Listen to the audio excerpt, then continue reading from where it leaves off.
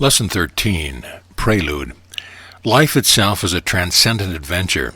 At its best, it is tremendously difficult. It is a huge mountain of unknown height whose top is hidden in an impenetrable veil which every man must climb. From that upward journey of life there is no escape for anyone, and no man knows what he must face on that lifelong climb up its tortuous path of blazed and unmarked path, which man must tread in light or dark, and in the dark often loses way and pitch headlong into stark tragedy, which may be any man's the very next moment after happiness and glory will seem to have been forever attained. There are wonderful green meadows and forested paths on every man's mountain. There are babbling brooks and springs to quench one's thirst, and fruit-laden trees and luscious gardens, and there is a music of the singing of birds in the forest, and laughter and joy, and grief and death next door. And just beyond, where a bride is lifted across her happy threshold, a blind man gropes in the dark, and a once proud scholar meets misery face to face, and knows not what to do with it. Knows not what to do with it. Therein lies the tragedy of life, the pitiful fact. You know not what to do with it. There is death in the dark, and the fear and dread of death in the dark for him who knows not eternal life, for him who knows not that there is no death. And he who fears and dreads death in the dark knows not what to do with his fear of death and the dark. You must face the unforeseen of your mountain. You must face a danger, for its paths are not all smooth. You must surmount the steep cliffs and lose your way in the dark. You must face failure as well as success, loneliness and frustration, lack of husband, home, children, love, or loss of them, and death or tragedy, and from your own weakness, or from treachery or trusted friends, and know what to do with it. Yes, that is the tragedy in not knowing. Man on his mountain of life, not knowing his mountain, not knowing what to do when a wall of mountain faces him, not knowing how to surmount it, having no compass to guide him, no light of knowing out there in the dark of not knowing. Woman on the mountain, terribly alone, frustrated and alone, not knowing what to do with it. Boy on his mountain, homeless, penniless, helpless, for he knows not what to do with it. But I know a man who has not been able to move for 30 years, blind, paralyzed, speech and hearing alone left to him, yet radiantly happy, successful, known, loved and honored, paying his way and giving much to the world, for he knows what to do with it. I know hundreds of men and women who have faced insurmountable hurdles and know what to do with them. I have faced many of them myself and knew exactly what to do with them, and doubtless you have also. Why such despair? Why such misery? Why fear anything in all this glorious universe of God's making, and your making, where naught but life is, where you know that you are existent as you in all creating things, and cannot be alone, nor unhappy, nor defeated, nor in any way stopped from your joyful climb up your mountain of life to the light of knowing, which will illumine your path all of its glorious way, if you but know what to do with life as you meet it ever in the light, in which there is no dark. Balance and this divided universe. Knowledge alone will help us meet our problems squarely and turn those who are seemingly not good into good, or those which seemingly hurt us into helpful ones which glorify us. Everything which happens to us is God. Knowledge of God's balanced universe will tell us that if all of our little ills arise from unbalance, and God's universe cannot be unbalanced, then we can balance our ills with that knowledge. Until we do balance them, they are but experiences which are our lessons in life. Until we do balance them, we must regard them as but stepping stones across the stream of life.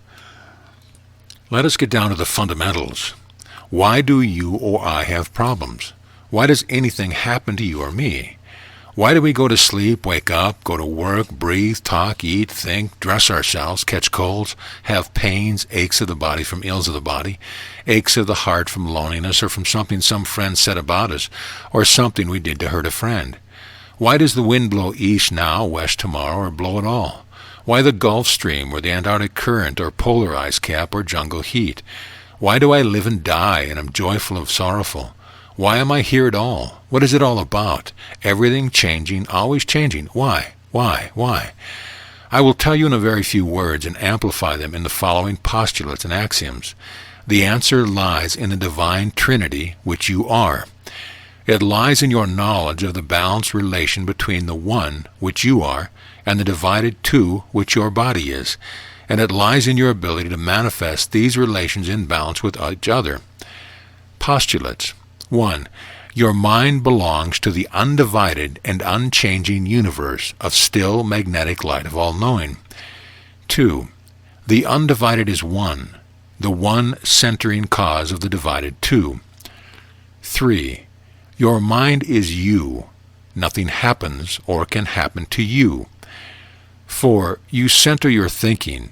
Your thinking extends from you, but your thinking is not you. 5. Your thinking is divided and changing. Anything can happen to your thinking because your thinking is divided and changing. But you control your thinking. You can balance it and be joyous, or unbalance it and be miserable. You can make wise decisions and grow strong, or unwise ones and make failure for yourself. You can steal for your greedy self and be shut away from men, or you can give of your loving self and be honored of men. Your thinking is under your control. Your thinking expresses your desire. You are what you think. You make yourself into the image of your desire. You can be whatever you desire to be. What you now are is the product of your thinking. Likewise, what the world is today is the product of world thinking. Man has always had control over his thinking.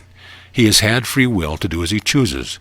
The world will be a wonderful and beautiful, and people in it will be happy, peaceful, and prosperous when the world chooses to think beauty, love, and the brotherhood of man. Until then, the world will be as chaotic as world thinking is chaotic.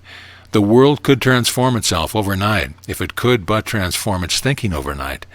Likewise, you could transform yourself overnight by balancing your thinking. 6. Your body is a record of your thinking. Therefore, your body is divided and changing. Anything can happen to your body because your body is divided and changing. It is borning and dying. It is integrating and disintegrating. It is subjected to every effect arising from interchange between all other divided and changing bodies in the universe. Remember also that your body is an extension of you. It manifests you through your thinking, but it is not you. You control it as one unit of creation, but it is subject to all other units of creation and all effects of motion everywhere. For any body anywhere is an extension of every body everywhere. If your thinking produces a perfect body and a tragedy of your environment mangles your body, leaving it hopelessly crippled, then you will know what to do about it if you control your body. Otherwise, it will control you and make you forget your divinity. It will make you a purely physical thing, whining through life from self-pity, driving love from your door, and making you poor indeed. If, however, you can knowingly say, I and my Father are one, nothing can happen to your body which you cannot balance, and thus live gloriously in the light which you are. 7. You are not a purely physical thing. Your body is not you. It is but a complex state of motion. You are the one spiritual being. Nothing has happened to you. Nothing can happen to you. Axioms. 1. The undivided light of knowing is cause. The divided light waves of thinking idea into thought bodies is effect. 2. Every effect in this universe, every happening, every event, and every experience takes place only between divided bodies which are oppositely conditioned. 3. All effects are manifested by two-way interchange of motion between oppositely conditioned, divided, and unbalanced bodies. 4. Every thought which extends from mind has a body, a divided body formed and patterned in the image of the thought. 5. Whether or not the thinker gives his thoughts a visible material body, the thought itself is embodied in him. The moment he thinks the thought, it has a patterned body, which is instantly a part of his own body. 6. No man can think invisible thoughts. Every thought of every man is a created thought body, which fashions the patterned form of the visible man. Invisible thoughts of beauty become visible in the body of the thinker. A man who thinks music looks like his thoughts. Likewise, a cynic, brute, pessimist, sensualist, or kindly bishop look like their thoughts. Their invisible thoughts are visible in their bodies. 7. All thoughts, emotions, events, experience, and happenings of every nature in your life, and of everything in all creation have bodies. Nature is concerned only in the making of divided, changing bodies to record and divide the changing thoughts which created those bodies. 8. You as an individual are concerned only with the making of divided, changing thought bodies in your image. That is all you ever do. 9. The thoughts and thought bodies you create are first a part of your body. If you repeat those thoughts in other bodies, those other bodies are extensions of your body. They are your creation. 10. Your creations are universal. Your thoughts are universal. They are universally extended.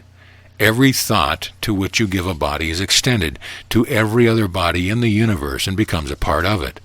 It is a part of me and of your neighbor, of the Zulu, the tiger in his jungle, of the mountain, yea, of the violet in the meadow, or of the farthermost star. The radio can prove that for you. 11. You cannot have a thought which is your own alone. You cannot divide the universe for yourself. You cannot have anything for yourself which you have not first given. That which you believe is the image of that which you have given. 12.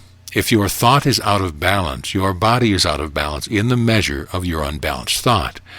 Likewise, the whole universe is out of balance in the measure of your thought. You cannot unbalance God's universe. The whole universe moves to adjust itself to your unbalanced thought. A child moves the Pleiades and all the stars of heaven with his slightest movement.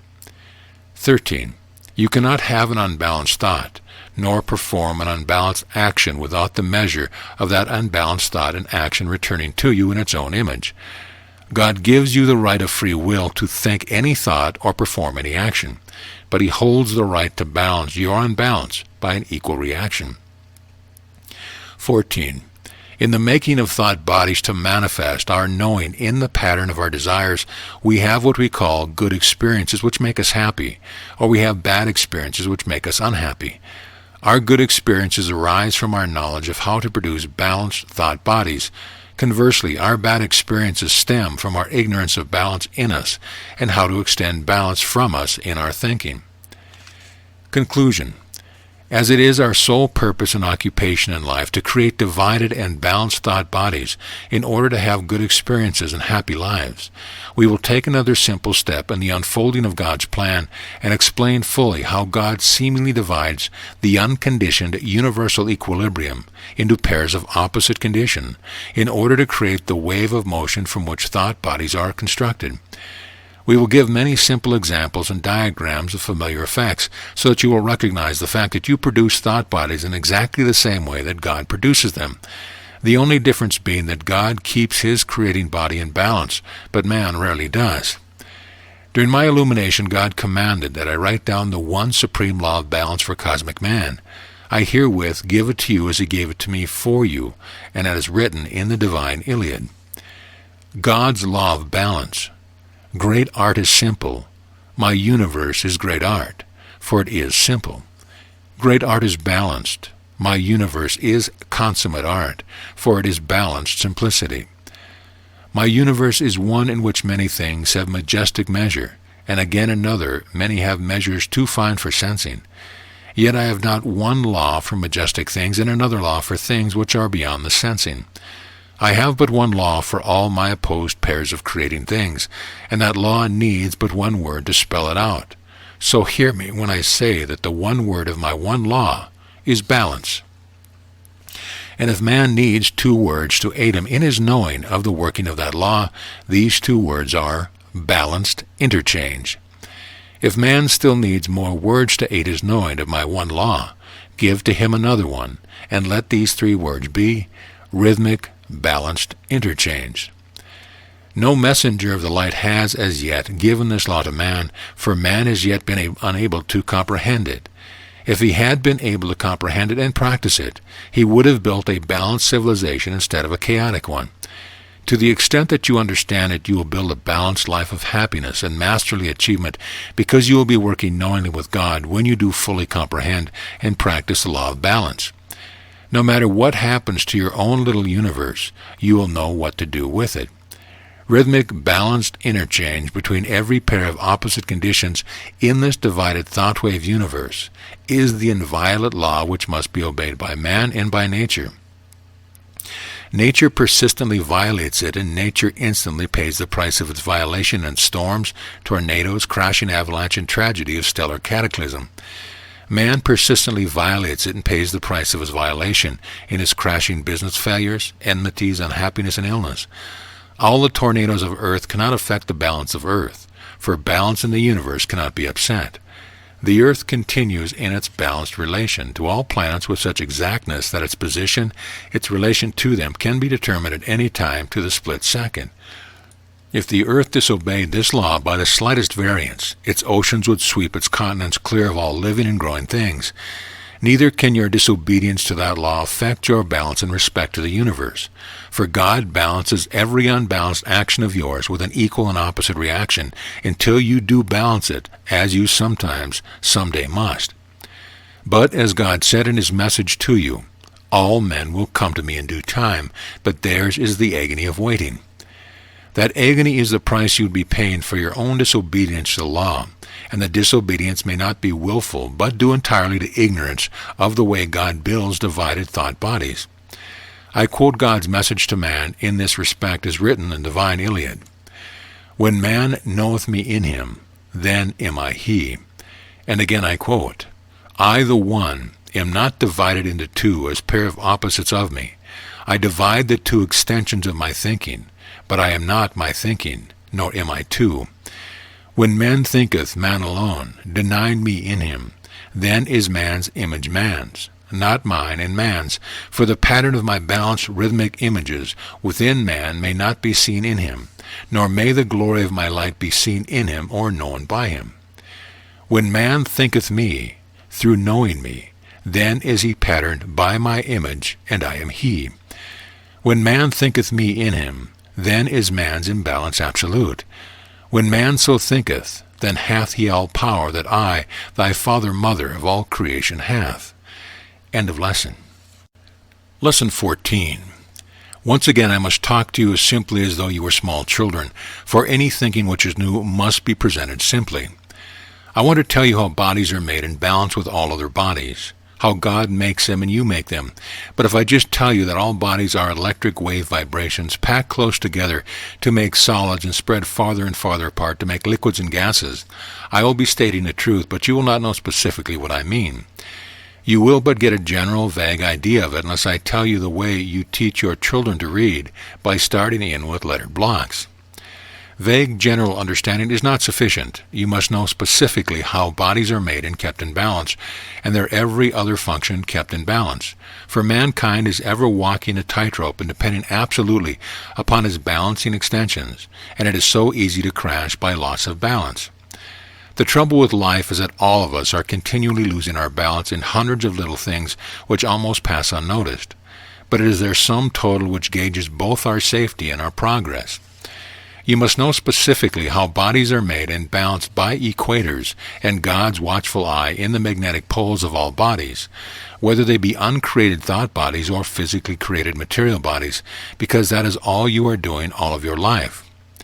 What you are and what you create depends upon what you know. Ignorance never gets you far. Mankind knows less about creating bodies and balancing them, the life principle, self-energizing, or self-vitalizing than any other subject. Man knows how to use the energy for his machines expressed by falling waters, but has very little knowledge of how to use the energy of the universal heartbeat to vitalize and balance his own body, and the bodies he is forever creating with his thinking. You make bodies because you desire to create them. You make them out of light, electricity, and motion directed by your will. You pattern them in your own image. The life you give them is your life, as their bodies are also your body. They are extensions of your body, as your body is an extension of God's body. You made your own body by your desire to extend it from God's body. God made your body with you by the universal desire to manifest the man idea as part of God's one whole idea of creation. God could not create your body with you without desire to do so. Desire of mind is the motivating force which energizes all creation to the universal heartbeat of concentrative, decentrative thought pulsations. Likewise, you cannot create bodies without the desire to do so. Your desire is your motivating force. All creating bodies are extensions of other creating bodies. You are now and always have been creating your own body. You cannot extend that which you have not first created. neither can you extend more than you have first created. All thought bodies extend from your thought body by the desire of your mind to create thought bodies, manifest the measure of your knowing. Your thinking can never manifest more than you know, no matter how great is your desire. If you realize the fact that you are forever creating bodies by the use of electricity, energy, light, and motion, and are balancing them with the immediate and universal environments, you must know what these tools are that you are using, and you must know them as thoroughly and as dynamically as you know how to multiply 2 by 2 and conclude rightly that the answer is 4. I have not used this simple analogy without a good reason, and that reason is that is there no more difficult for you to fully comprehend all of these essentials for the building of thought bodies than it is for you to multiply 2 by 2, for God's working principle is as simple as that. Science should be as simple as God's one working principle is, but science is extremely complex because it is unaware of that one working principle as manifested in the Divine Trinity. I tell you all this because you are afraid of science. I know that you are because hundreds of you have told me so. Why are you afraid of it? Because of the tremendous complexity of the science you have read, a man-made complexity which has no relation to nature. This is the reason you are afraid of it. I do not blame you for being afraid of it. When the ordinary, everyday layman reads about the electrons, protons, photons, neutrons, positrons, and newly discovered particles in endless array, and when he is told of the 92 elements of matter and their complex structure, all of it couched in a terminology which is like Greek to him, and seems beyond his comprehension, I do not wonder that he shies away from it. But I say to you that there is nothing so complex in the field of science, whether in electrodynamics, chemistry, astronomy, or any other branch of science, that anyone of the intelligence required to be a good pianist or composer, good housewife, or good business executive could not as easily master. I also say to you that these many varieties of particles which frighten you away from science are all of them the same particle of light, corpuscles, which seem to be different because they are in different parts of their wave fields and are, therefore, differently conditioned as to their polarity. And so would you seem to be different kinds of humans if some cosmic giant photographed you under his microscope one day, when you trudged in knee-deep snow with your fur coat, hat, and mittens on, then later photographed you as a water animal with bathing trunks and a sun hat. Chemistry is as simple as music.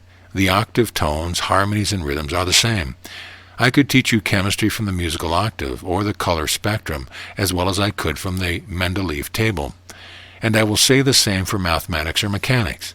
When I have taken you behind the scenes where God's cosmic cinema is being played, you will find no complexity there at all.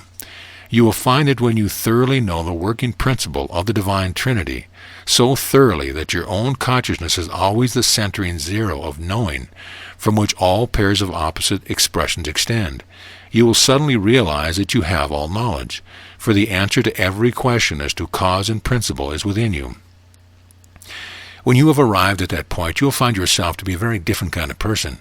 You will, from now on, find yourself more and more dependent upon yourself, more sure of yourself. You will find yourself talking less to dissipate your forming thought bodies and thinking more.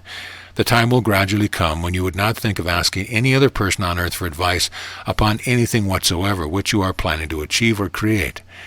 You will find yourself going to books only for information, or to other men for technical skills, or to encyclopedic recordings which are not knowledge, but never for cause or principle. For that knowledge is already within you, and those lessons should awaken in you sufficiently for you to recognize your own cosmic unity with the Omniscient One. The greater your cosmic awareness, the greater your cosmic consciousness, which means all-knowing. So let us begin all over again at the beginning in our search for cosmic omniscience. Remember that we are in thought-divided universe of thought-created bodies. And by bodies I mean sounds as well as suns, the east wind as well as the insect, the electrons as well as the elephant, the violet as well as the human, the song of the bird as well as the bird, and the machine as well as the inventor of it. So you now know what I mean by bodies. Next, let us remember that the thought-divided universe means the division of thinking into its two pulsations of motion between concentration and decentration. Next, let us never lose track of the fact that all of the pairs of opposites in all this universe of effect are just other words for, or the mechanics of concentration and decentration. In other words, concentration and decentration are the root words for all pairs of opposites, whether heat and cold, gravitation and radiation, or any other pair. Next, remember also that all physical effects are but the electrical records of these two mental effects. As a final thought in connection with what is now coming, let me again repeat the fact that all opposites of every pair are born out of each other simultaneously and becomes the other sequentially. These are the thoughts we must now expand and clarify. As a first step, try to imagine God's mind thinking His one idea of the father-motherhood of creation. His knowing of that one idea is formless in the undivided light. To give it form, He must divide the one equilibrium by extending it from its one balanced condition, and give it two equally unbalanced conditions. As I have before stated, the universal equilibrium is zero and cannot be divided, but it can seem to be divided by establishing an equator between two conditions which together add up to zero. Now imagine God's hands pulling the invisible one idea of father-motherhood apart to divide it into two visible forms, each of which are one half of the one idea.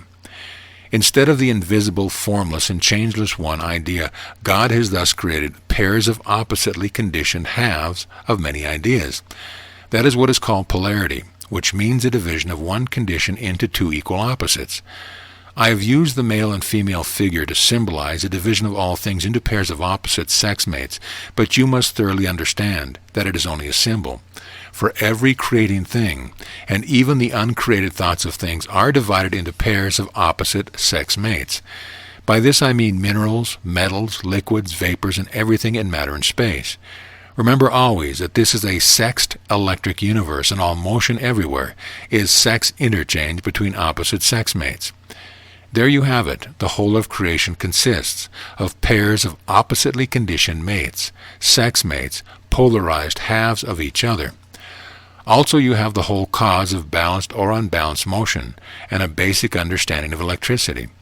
Let us consider each of these separately. We will first consider motion and what happens when motion is balanced or unbalanced. Before God polarized the one into pairs, there could not possibly be any motion whatsoever. In an equilibrium, motion is impossible. It must be divided and extended from a mutual equator before motion is possible. For example, consider yourself in a closed room or even temperature. There is no movement in it anywhere, for it is an equilibrium, and motion is impossible in an equilibrium. If you put a bar of hot iron at one end and a cake of ice at the other end, we have upset that equilibrium. It now follows that the principle of the divine Trinity, the one condition has been divided into two opposite conditions, the hot iron being a positive condition and the ice being the negative condition. Instead of the entire room being in equilibrium, an equator has been developed between the 2 points. These two opposite conditions immediately reach out for the other toward their mutual equator. They each desire the other to find balance through each other, as all unbalanced pairs of opposites continually do. That desire is sex desire for balance. Sex desire is electric and is manifested by an electric interchange of inward-outward, outward-inward pulsations, which we call an electric current. The electric current will continue until both conditions have been equalized. All motion will have then ceased and the room will be completely in equilibrium as before. It will be in the condition which we call dead in a storage battery. It will have lost its polarity just as your self-starter loses it by becoming depolarized when its opposite conditions have been equalized. Now consider the separated father and mother condition in this light. The one has been pulled apart to create two. The two conditions are positive and negative, a compressed condition and an expanded one which correspond with the concentration and decentration of the thought pulsations which cause them. Now imagine that the pulling apart of the one into two caused a strain or tension, as though there were many electric bands which held the two together as the invisible one. To pull them apart caused these bands to stretch against a resistance which pulled the other way. The effect of the two-way tension is the answer to what electricity is. The two-way desire to equalize that tension is the answer to what sex is, and the two-way interchange which is necessary to effect that equalization is what motion is. For when that equalization takes place, electric current ceases, sex desire ceases, and motion ceases. Thinking divides the one balance and extends it. Electricity is the resultant effect, which arises from division of balance and its extension to two balanced conditions. Without desire for creative expression through thinking, there could be no sex division. Without desire for balance, there could be no sex desire.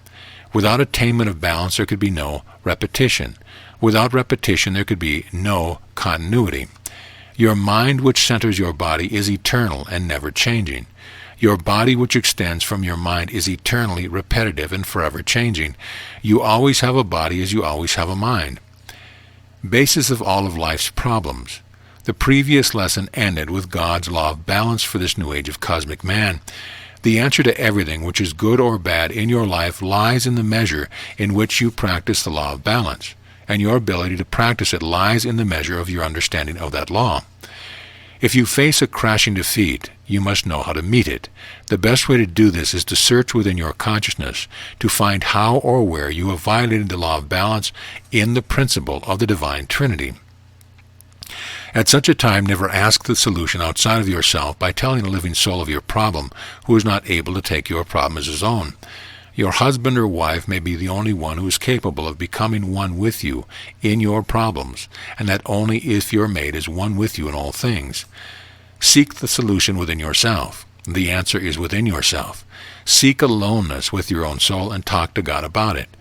The more you know about His law of balance, the better you can comprehend God's universal language of light in which God talks to you.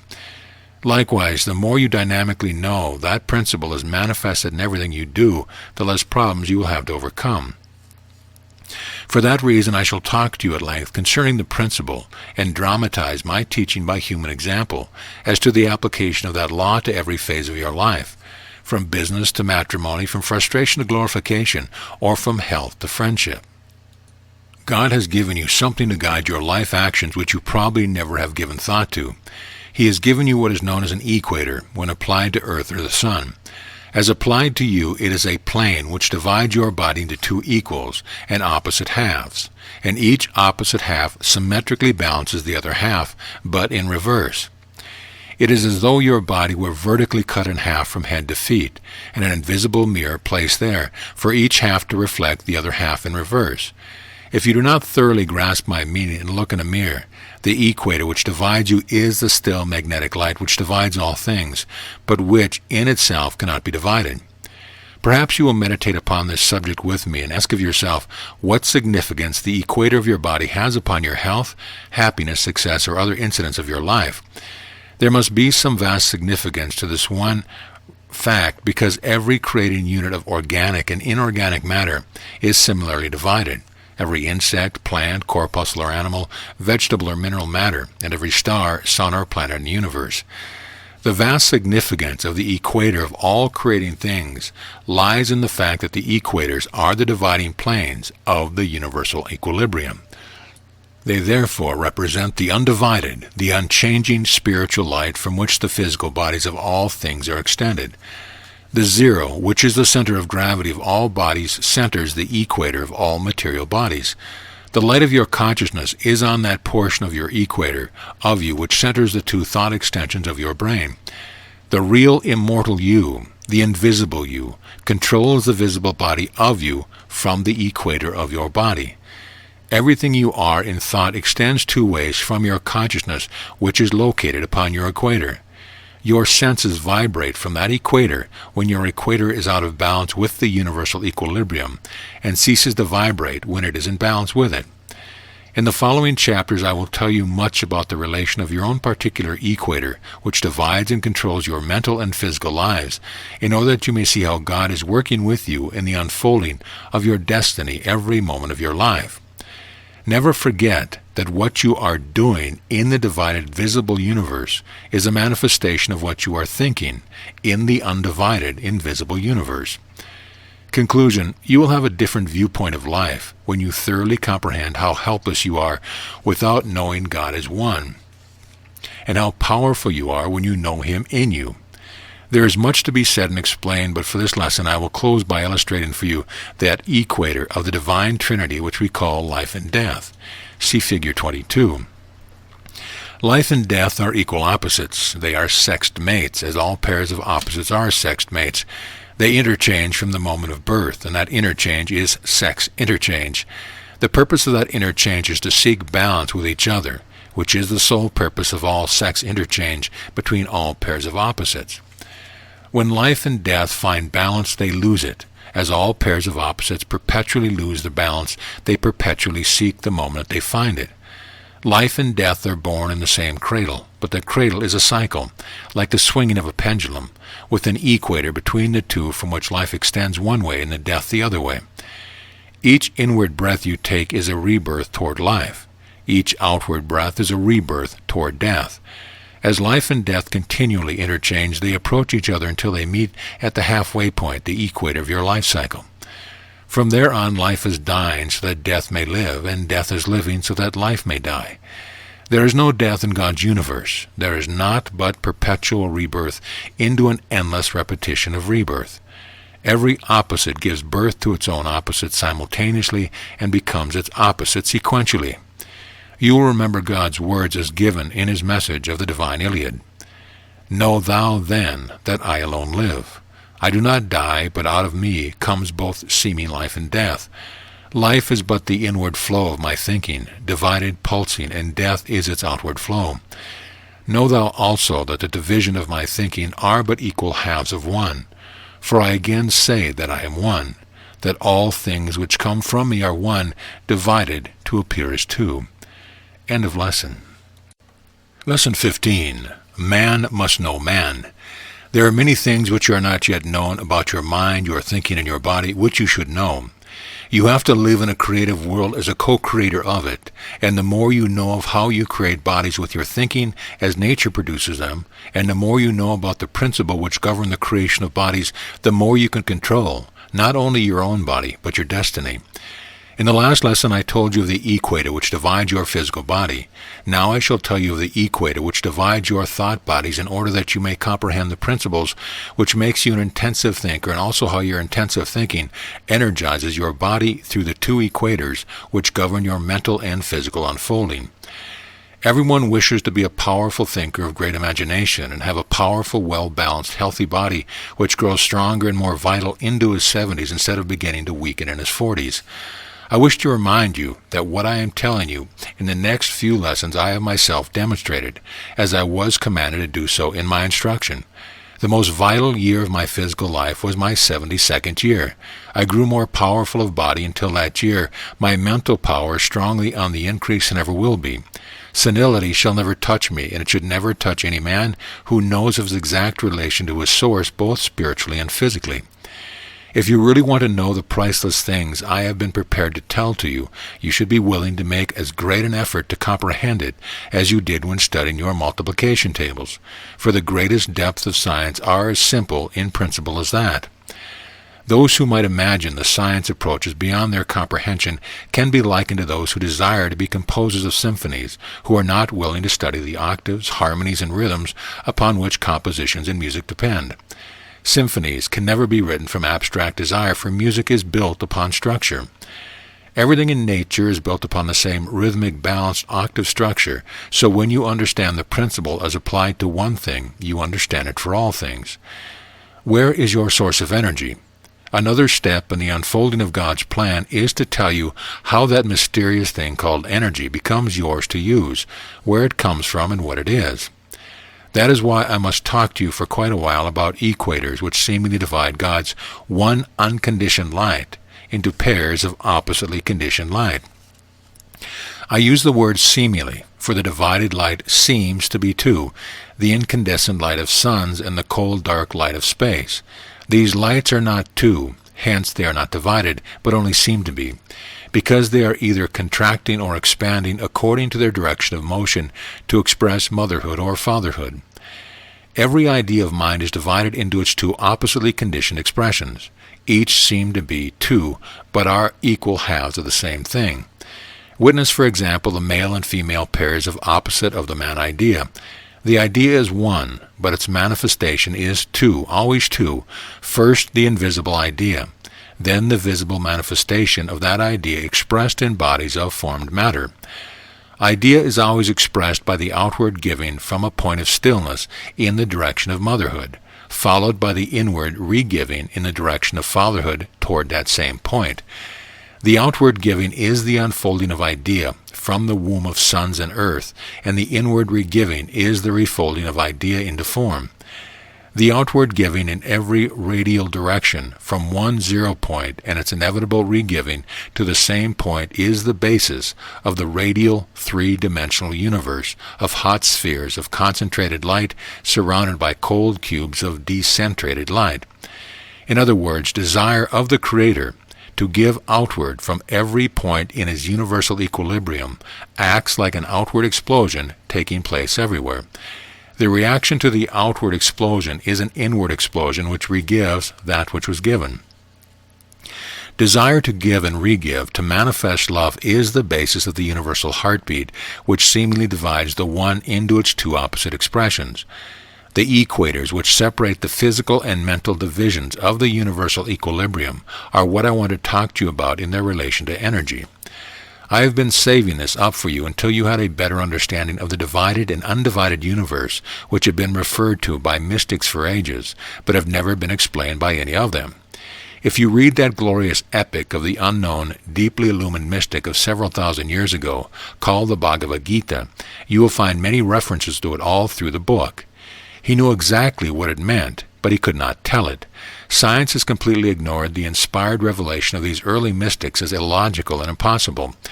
If science has ever been given evidence that it even took note of it, the reaction to it was that it was illogical to consider that the undivided and indivisible could be divided. That is good reasoning, for the undivided cannot be divided. The magnetic light of the God mind is an equilibrium, and naturally could not be divided, but it can seem to be. And that seeming is the illusion that this physical universe of motion is which I am gradually unfolding to you. Later on I will explain to you the office and purpose of the light mirrors and lenses God makes use of it to build his illusions of motion in wave fields which seem to divide his one light into the extension of the divine Trinity. But for the present imagine a mirror placed in a room which not only made two where there was one, but made each one the reverse of the other. Now I want to give you something to think about and deeply. If God is omnipotent, which means all power, or energy of the material universe, how can there be any power or energy in bodies of matter? If God created the universe of matter, it necessarily follows that the energy which created it is in the Creator, and not in his creation. Just as the energy which is in your creation is in you, and not in the books you write nor in the buildings you build. An idea for deep thought.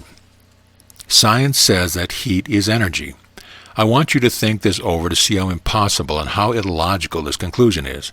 Yet it is the very cornerstone of science from which the first law of thermodynamics arose, and from that first law came the second law of thermodynamics, from which the expanding universe theory sprang. Neither of these laws have any validity whatsoever, even though they are the very foundation of science. Heat is the sex mate of cold. Heat cannot express energy through motion unless it is surrounded by cold. Heat is as dead as a dead storage battery unless and until it has its cold mate to interchange with. When you breathe in, you create heat. When you breathe out, you create cold. You provide the energy to create these conditions. Exactly the same thing can be claimed for cold cannot express energy unless and until it is near heat. Yet science does not claim that cold is energy. Both cold and heat are mutually created conditions arising from the division of the universal equilibrium. Just as they mutually create each other, so likewise they mutually void each other by interchange at their equators. What I want you to weigh with your sense of logic is this. You can create heat by your own energy, your own desire to create. If you create heat through energy extended to you from God, you can logically say that your creation created itself. Science explains its claim by explaining that the universe was created eons ago by some unexplainable cataclysm which formed a tremendous ball of fire, which is now expanding to form into smaller balls of fire. All of these are supposedly expanding into the cold of space. Such a happening is impossible, for there still remains the fact that the ball of fire had to be created by energy. Where did the energy come from to create itself? This is the unanswered question. If there is a God creator, then God created the universe from an energy of omnipotence which is in him and not in his creation. All the heat of all the universe is the effect produced by God's concentrative thinking, and cold is its decentrated mate. Science can produce heat only by simultaneously producing cold. That principle is reversed by refrigeration to produce cold. You cannot produce cold on one side of the equator of the two without producing heat on the other side of it. They are the father and mother principle of the divided universe. A divided equilibrium must produce equal and opposite pairs simultaneously. Then each one must become the other sequentially. Heat expresses energy by expanding, but cold expresses an equal energy by contracting. The heat of suns radiates out into space as cold. It has become its own opposite, as all effects of motion in nature do. Then the cold of space generates the heat that is in the sun. Cold has also become its own opposite by reversing its outward radial direction to an inward radial direction. That is all the difference there is in between contraction and expansion. This effect is like every other effect in nature. Sexed pairs interchange their conditions to find balance, but find it only to lose it. The heartbeat of the universe never stops. For that reason, the interchange between opposite mates is eternally repetitive. Nothing in nature ever stops. It is always unfolding, always becoming. You are one unit of creation, a universal unit of it which cannot be separated from the whole. Therefore, you can never cease to be. You are forever unfolding, forever becoming. You are the energy of you. Moreover, you are the energy which created the entire universe. Do take this idea into your deep meditation and feel the exaltation of it. Feel the mighty power of it. Heat and cold are sex mates. I want you to think more intensively upon this subject of energy expression and apply it now to it affects you in your every thought and action. In knowledge of it lies the secret of your own personal power. Tremendous energy is expressed in the crushing force of ice caps and glaciers, as well as flaming volcanoes or steam, but the expression of energy is not energy. Cold Arctic and Antarctic currents move toward the equator to find balance by sex interchange with warm currents, and warm currents equally desire that interchange and flow toward the poles to find it. The energy expressed by cold currents exactly equals the energy expressed by the warm currents. Why say that heat is energy when cold expresses equal energy? Each are powerless without the other. Moreover, each became what it was because of the other. Heat is radiation in reverse. Cold is generation in reverse. If each are thus powerless, why give one power which it does not possess? Heat radiates. Its expansion lowers its potential, but cold gravitates, and its contraction equally raises its potential. The second law of thermodynamics states that energy cannot run uphill, which means that it cannot increase its potential, but can only decrease it. Gravitation increases potential equally with its decrease by radiation. Gravitation and radiation are equal opposites. Gravitation is centripetal. It winds matter up into tightly compact solids. Radiation is centrifugal. It unwinds solids into liquids, gases, and ethers of space. Gravitation and radiation are father and mother which born the divided universe into formed bodies of ideas and disintegrates those bodies in sequential lives and death forever. Gravitation charges bodies with positive electricity. Radiation discharges body with negative electricity. Solids are formed by positive charge and space is formed by negative discharge. There is no such effect in nature as negative charge. The outward direction of radiation and the inward direction of gravitation is the motivating mechanism which keeps the universal heartbeat forever pumping as your heartbeat pumps while geared to it. This entire divided universe of motion is one huge cosmic electric compression expansion pump, and gravitation and radiation is its two-way moving piston. The piston is one, but it moves two ways to express its oneness. The energy which motivates the universal pump is neither heat, cold, compression, expansion, gravitation, or radiation, for these are all effects of energy, but they are not energy. Nature demands that every effect of motion anywhere must return to the condition from which it started, and each condition must return through its equator to become its opposite, for all effects of motion are expressed in cycles. The more you comprehend this fact, the more you will understand the principle of reincarnation when we reach that stage in these lessons. We will consider the two conditions of water as an example of how they interchange to become their own opposites through sex interchange. When the sun shines on the ocean, it evaporates. Heat expands it from the positive condition which belongs to gravity to the negative condition which belongs to radiation. As water vapor, it can no longer remain on earth. It must rise. When it has found a balanced condition, it floats. It becomes a cloud floating in the unchanging direction of equal pressure. A cold wind suddenly condenses it. It contracts again into smaller volume and once more seeks the positive direction of gravity. Once more it has become its own opposite, which borne it as it falls readily toward the center of the earth.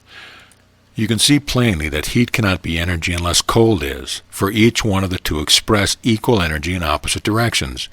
Likewise, you could not say that life is energy, for life borns death, and death expresses as much energy in borning life from earth as life expresses in giving death to earth. Let us summarize this cyclic effect to demonstrate the fact that every effect of motion which happens on one side of the equator must journey to the opposite side of that equator as its own opposite.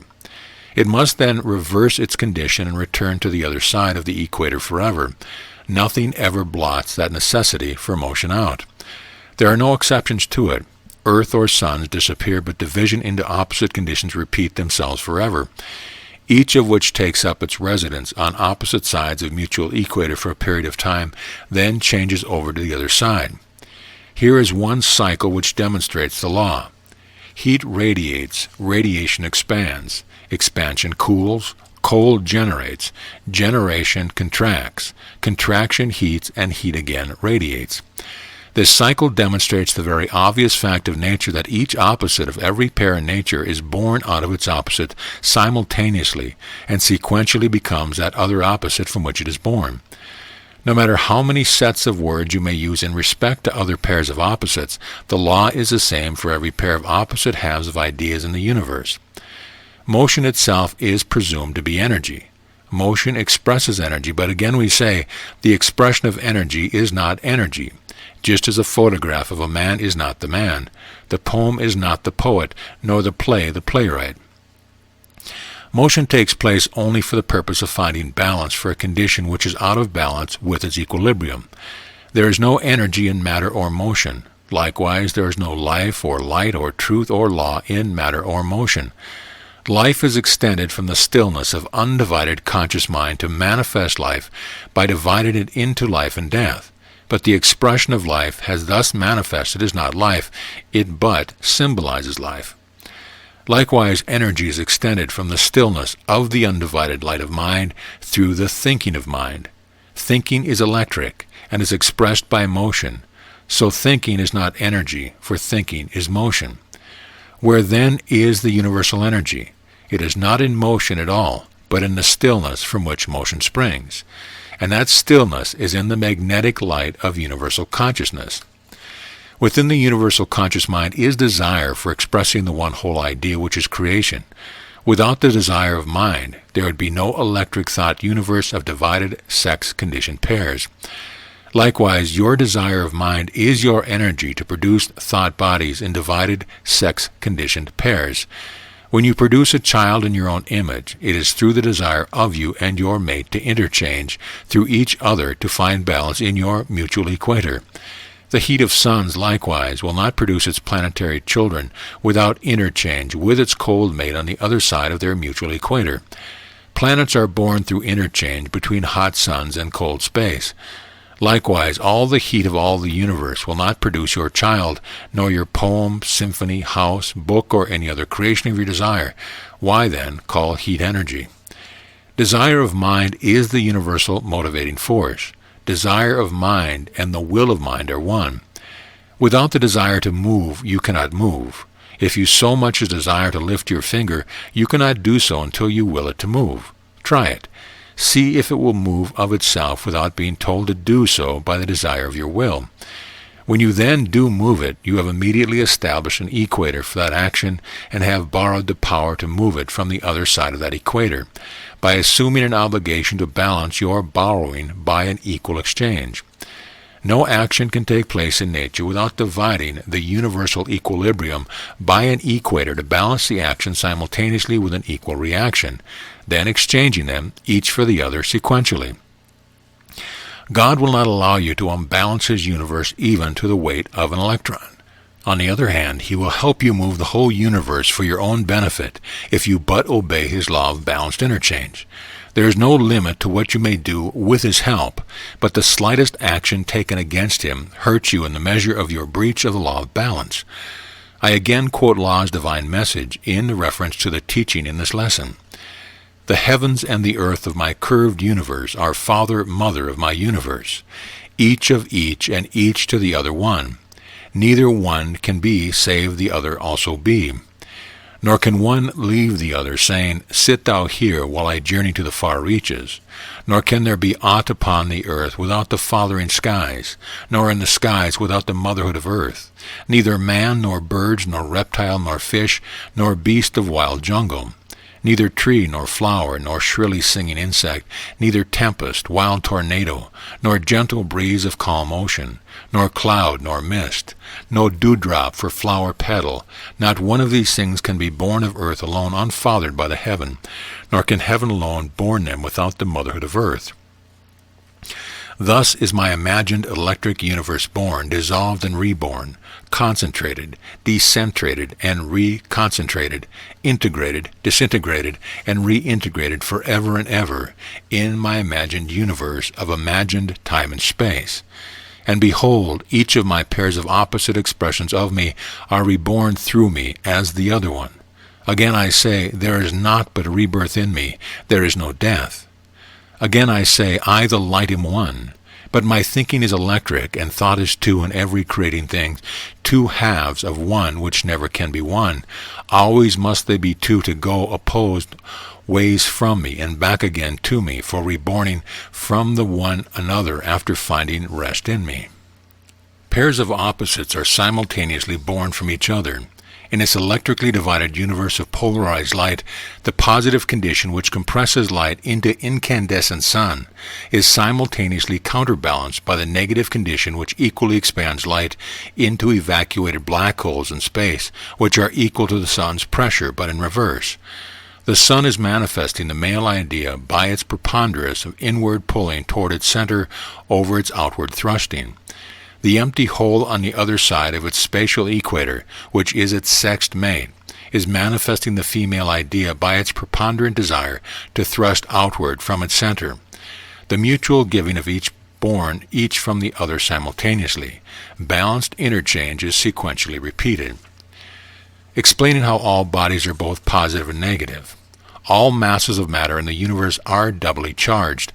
The male is also female, and the female also male. But one condition dominates each. When bodies breathe inward, they express fatherhood by generating heat. When they breathe outward, they radiate heat and thus express motherhood. The in-breathing charges the body positively, and the out-breathing discharges the body. This electric action and reaction expressed in sequence synchronizes with the universal heartbeat, which divides the universal equilibrium into life-death cycles of appearance and disappearance. Explaining how the father-mother extends to father and mother. All of the stars and nebula of the heavens plainly manifest the simultaneous giving and regiving of love as the one desire of the father-mother of creation. In this nebula, the outward thrust of radiation is the giving principle of motherhood. The motherhood principle of giving is seen in the two white luminous arms which extend centrifugally outward from the equator of suns. The inward pull of the gravitation is the regiving principle of fatherhood.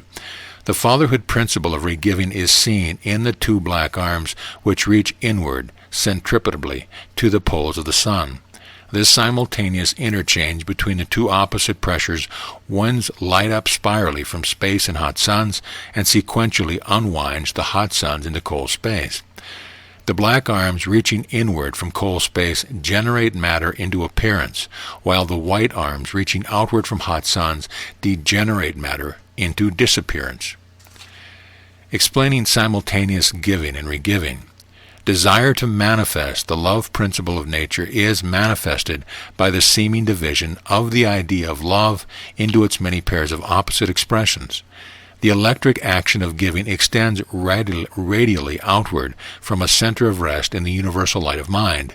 The reaction of re-giving is simultaneously expressed by the outward giving of motherhood meeting with the inward pressure of re-giving of fatherhood, which are returning in the opposite radial direction.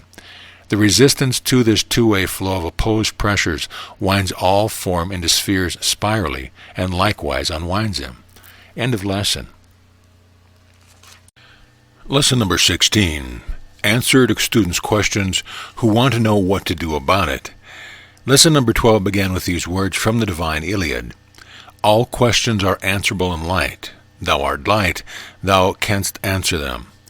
I repeat these words because you will gradually know their import as the lesson progresses. You do not yet know their import, and one reason for my repetition is to take advantage of your growing understanding of your sonship with God, which the last lessons have unfolded, and add one more reinforcing thought. For this reason I will repeat the paragraph in other words as follows. All questions are answerable by you. You have all knowledge within the light of yourself. When you know this sufficiently to thoroughly believe it, you will become as a rock upon which you yourself will lean. This is a more direct way of making you feel that God's words were meant for you alone. What I want you to do is to form the habit of thinking inwardly toward your center of consciousness instead of outwardly through your senses as mankind has been doing in the past. That is what I mean by saying you must know what to do with it, for the answer to all your problems lies within yourself. Anything which is wrong with you is due to an unbalance somewhere in your interchange between the two opposite conditions within which everyone must work. You alone can find that unbalance which is the cause of your problem. Your problem is an effect which you have produced. The more you work knowingly with God by thinking inwardly toward your God self, the more you will keep every decision in balance. As your actions always follow your decisions, they also will continually manifest the principle of the Divine Trinity. That is what I mean by knowing what to do with it, for when you go outside of yourself and either thinking outwardly or asking of others, you are admitting that you do not know what to do with it, and will never know what to do with it so long as you continue to deny God in you. That is why I have been telling you to never seek the solution to any personal, social, or business problem outside of yourself by asking advice from anyone, or even telling anybody. The moment you do that, you complex your problems mightily. No one can take over your problems as their own. No one even cares to listen to them. There is something in human nature that makes one shun listening to other people's problems, and that is the way it should be. Try to recall when you yourself have done this, when someone which seemed unpleasant or unfortunate, even to illnesses or operations, tempted you to ask advice from anyone in such a manner which inferred leaning upon them or casting your burdens on them. If you will analyze your action, you will probably find that your motive was deeply colored with a desire for sympathy with yourself, as well as suggesting a desire to another that you needed to have him decide upon actions which should be your decisions arrived at by you in communion with God. To seek sympathy for yourself or sympathies with yourself is founded upon self-pity for a situation which you are thereby making a reality of, instead of conquering it yourself by your own decision and glorifying it in your own God-given omniscience. Such passings of your great creatorship of yourself to another self is the greatest possible factor in weakening rather than strengthening yourself. A leader of men does not ask to be led. When you ask to be led, you are acknowledging your weakness. A genius creator in the arts goes to God for his inspiration. An unwise one who asks another might just as well stab his creation to its heart. Do not misunderstand me by thinking I am advising against consulting with another. Let me clarify my meaning in this respect. If something is wrong with your car, you are aware of it and you decide to have it fixed. That is your decision. You are not a mechanic. You have not been informed regarding such techniques, and you have not acquired the skills nor equipment needed to fix it. Information, skills, and techniques are not knowledge. You have what is required to fix your car, the knowing of its condition, which makes you decide what to do about it. And that is your decision, not some friends or neighbors. Likewise, you must consult your doctor or tailors when you need their information, skills, or techniques to mend your broken bones or to make a suit of clothes. Such consultations all must have, for not anyone has all skills, all information, and all techniques. The idea which I am accentuating is that you should never be a reflection in the mirror of another. You should extend yourself to all other men as all other men extend themselves to you. That which you decide to take on of another man's extension is your decision, not theirs. You can take on jazz or Beethoven as you desire, or you can insulate yourself against them. But if you are a reflection in the mirror instead of being the mirror which reflects, or a sponge which absorbs instead of a rock with which withstands all things alike, you are denying your inheritance from our Father and Mother, and becoming that which is being created instead of being a co-creator with your Father and Mother of our mutually creating universe. Again, I say that the answer to all problems and questions concerning any effect whatsoever lies in your knowing of the principle of balance and its extension into the Divine Trinity. During these 48 lessons, this principle of balance will be extended and exemplified. I have hardly touched the subject as yet. Knowledge of the relation to mental balance in the extensions of your thinking, and to your physical balance in relation to the effects caused in your own body and in the thought bodies, which you are forever creating, will give you a power you have never yet dreamt of having. In the next lesson, I will give you knowledge of the balanced relation of your body to the earth from which it is extended, which will amaze you, and should affect all world thinking and medical practice for its greater benefits. Gradually you will take within yourself this new knowing to replace old habits of relying upon your senses of observation, which are so deceptive and lead you into such a strange path. Before I leave this subject to answer the questions, I want to call your attention to something which happens to cosmic thinkers, meaning those who think from their consciousness rather than sense from their brains, which may confuse you if you do not understand it. The following question prompted me to explain it now, for many really inspired thinkers are very much confused by it, misinterpret it to their injury rather than to their glorification. Question. Ever since studying the Divine Iliad and your other writings, I have had strange mental happenings such as I had never known before. Suddenly something I never knew before comes like a flash, and when I am compelled to write it down, I am surprised, for I never knew such things before. I write them down with a wonderful feeling which must be the ecstasy you speak of. I am wondering if some voice is trying to speak through me. Please explain it. Is that what is meant by being occult? My writings are not automatic, for I know what I am writing. Answer. No, there is nothing occult about it, nor is there any other voice than your own, which is God's trying to speak through you. What is happening is that you are beginning to think from the divinity of yourself, which is from your consciousness. Knowledge comes to you in timeless flashes when you think inwardly toward the light of consciousness rather than outwardly toward the senses. Inspiration means that way, and great inspiration is always accompanied by the ecstasy of the God nature. The geniuses in all of the arts know that ecstasy and seek it constantly in order to interpret God's rhythm as they resound from the silence of our cosmic heartbeat. What you are doing by your meditation over God's Word in the Divine Iliad is unfolding your own genius. All geniuses are cosmic thinkers. As this new thinking increases in its intensity, you will find that quality which is known as intuition increasing in its intensity. Intuition is a cosmic quality which is unfolded in the human race. It is one way in which God speaks to man. It is a timeless and wordless communication of the universal mind to the universal mind in the unfolding of creation. You are a part of the unfolding of creation. Your destiny is an integral part of that unfolding. Intuition is mind unfolding desire of mind. Just as inspiration is a mind's awareness of an idea, so is intuition a mind's awareness of one's plan of action concerning the destiny of that idea. How often I have felt intuition telling me what to do or what not to do. It is as though God holds up his hand and said, "Do not do that, my son." Do not be surprised, therefore, when your inner thinking toward the light causes the light to respond to your desire to be guided by the light of inner knowing.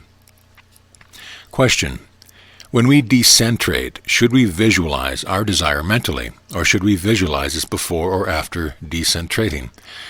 Answer. First charge your whole being with your desire. Concentrate upon it as intensely as you can, then relax and forget it. The very reaction to concentrated desire is decentration. You may have hardly time to realize that you have decentrated. I have had many of my conceptions unfold to me from the stillness of my consciousness almost as soon as I expressed a desire. In a timeless flash, the concept stood before me in a mind-imagined thought body to which I afterward gave a material body over a period of years. Question: why does it seem so extremely difficult to decentrate in the early morning before rising, which is not the case later in the day? Answer: I am afraid you have confused the activity of your senses with the thinking which extends from your consciousness. In the early mornings before rising, one's brain is sluggish and sleepy, not yet electrically active. Consciousness is stilled with lack of desire for creative expression. Until you have extended your desire from your consciousness, it is at rest, for it is not your consciousness which decentrates, but your thinking. I have another question which I will answer next, in which you will get a greater understanding as to what to do about it. Question: I still am not clear as to decentration. If decentration is the opposite of concentration, I cannot see how it could be the zero stillness. For if concentration is the positive sex mate of decentration, the latter must belong to electricity and not to the magnetic light of zero stillness. Please explain. Answer: yes, decentration does belong to electricity, but it is the unwinding of that which has been wound up to the concentrate. If you just unwind enough to find balance in zero, you will have decentrated to zero from a concentrative condition. But if you continue to decentrate, you will still be active mentally, for its opposite sex mate will demand that you interchange to find balance. A continuity of that is what thinking is. But if you stop that interchange when both are balanced, you will find the rest in the zero of the light of the universal equilibrium, from which you can gain the knowledge and impetus for another start in thinking. Have you not often heard a man say, when deeply confused, "Hold on for a minute and let me get my equilibrium"? That means that he is so far out of balance or confusion of ideas that he wishes a fresh start from zero. Another way I can exemplify this idea is to imagine two children playing seesaw. That dual interchange exemplifies the thinking process. When they are sitting on the ends of their seesaw before starting to move, they are in the sexless condition of undivided balance.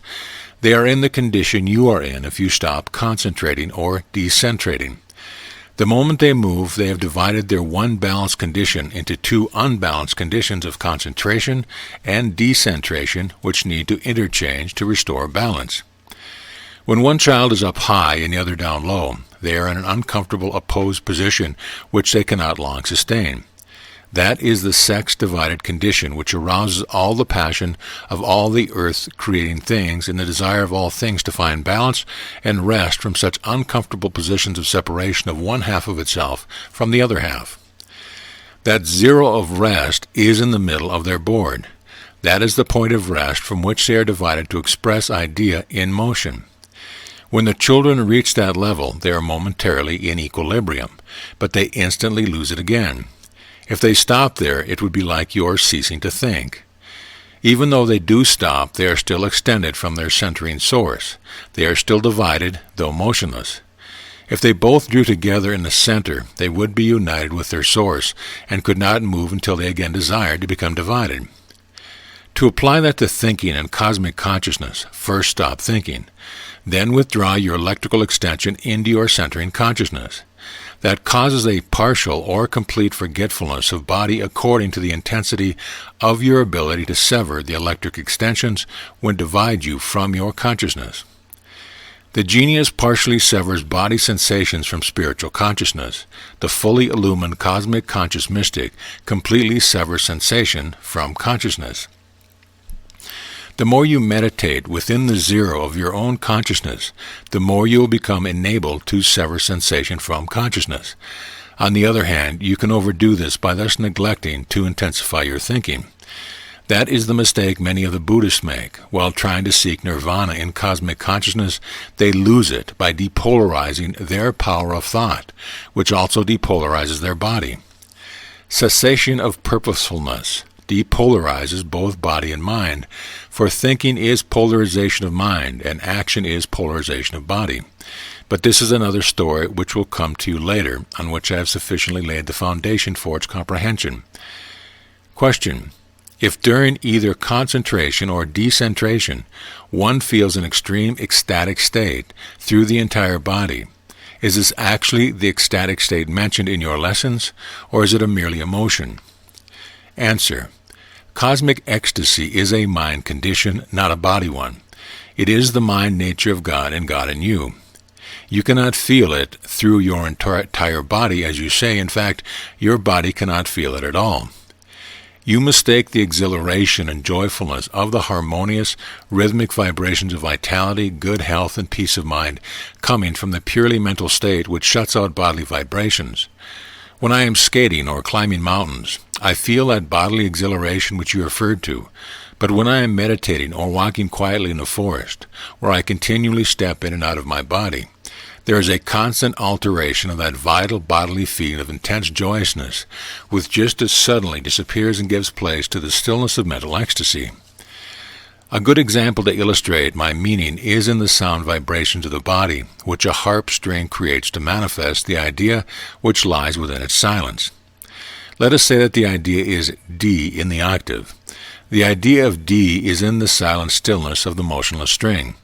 When you pluck the string, you give that idea a body, a sound body of wave vibration. Those vibrations are felt by the senses of other bodies, but when the body disappears into the silence from which it sprang, the sound still exists as idea in the silent, vibrationless string. You can no longer hear or see its body, but you can know it, and you can hear it in your thoughts as a thought body not yet given a material body. Question. Will you tell me if using the two hands in massage for healing will cause avoidance, or should only one hand at a time be used? Please explain. Answer. No, it will not. Working with both hands multiplies your power immeasurably over working with one hand. The only way you should void your power is in not working with either hand, for your power is in your decision, not in the action. You extend your power by the action of manifesting your knowing through action. Your decision comes from your knowledge. That concept which you have arrived at mentally is the reality which you extend to your patient, but the reality will do him no good unless you do extend it through action, not through the inaction of wishful thinking. It is through polarity of body that we manifest our action by extending our balanced polarity to others whose polarity is unbalanced. Balanced interchange balances unbalanced polarity. By referring to Figure 20 on page 232, you will see how the human body is vertically polarized by an equator, which divides it into positive and negative half. One lobe of your brain is on one half. How much thinking could you do with one lobe? Likewise, one arm is on one half. How much can you do when one arm cannot interchange with the other? Think of the rhythmic action of interchange and the swinging of your arms when you walk. If you tie one arm when you walk, you would vastly divide the benefit to your body by lessening your ability to balance it. By using one arm for your massage, you are virtually binding the other. This makes it more difficult for you to restore balance to your patient by extending yours to him. Balanced interchange is helpful, but rhythmic balanced interchange is infinitely more helpful. Rhythmic expression will soothe and induce sleep, which is evidence of a restoration of balance, while unrhythmic movement would have the opposite effect. Question. What do you mean by the two lights of God's thinking? Answer. One of the two lights is the positive light of concentrative thinking. That light compresses light waves into solid forms. It is the red half of the octave spectrum which leads to white-hot incandescence. It is the light of a universal fatherhood. The other of the two is a negative light of decentrative thinking. That light expands light waves into formless gases. It is the blue half of the octave spectrum which leads to the blackness of the cold space. It is the light of universal motherhood. These are the two lights of the senses which you can see and feel and hear in sound waves when the two lights interchange. When they are balanced and cease interchanging, you can no longer sense them, for you are a vibratory body which can sense vibratory bodies only.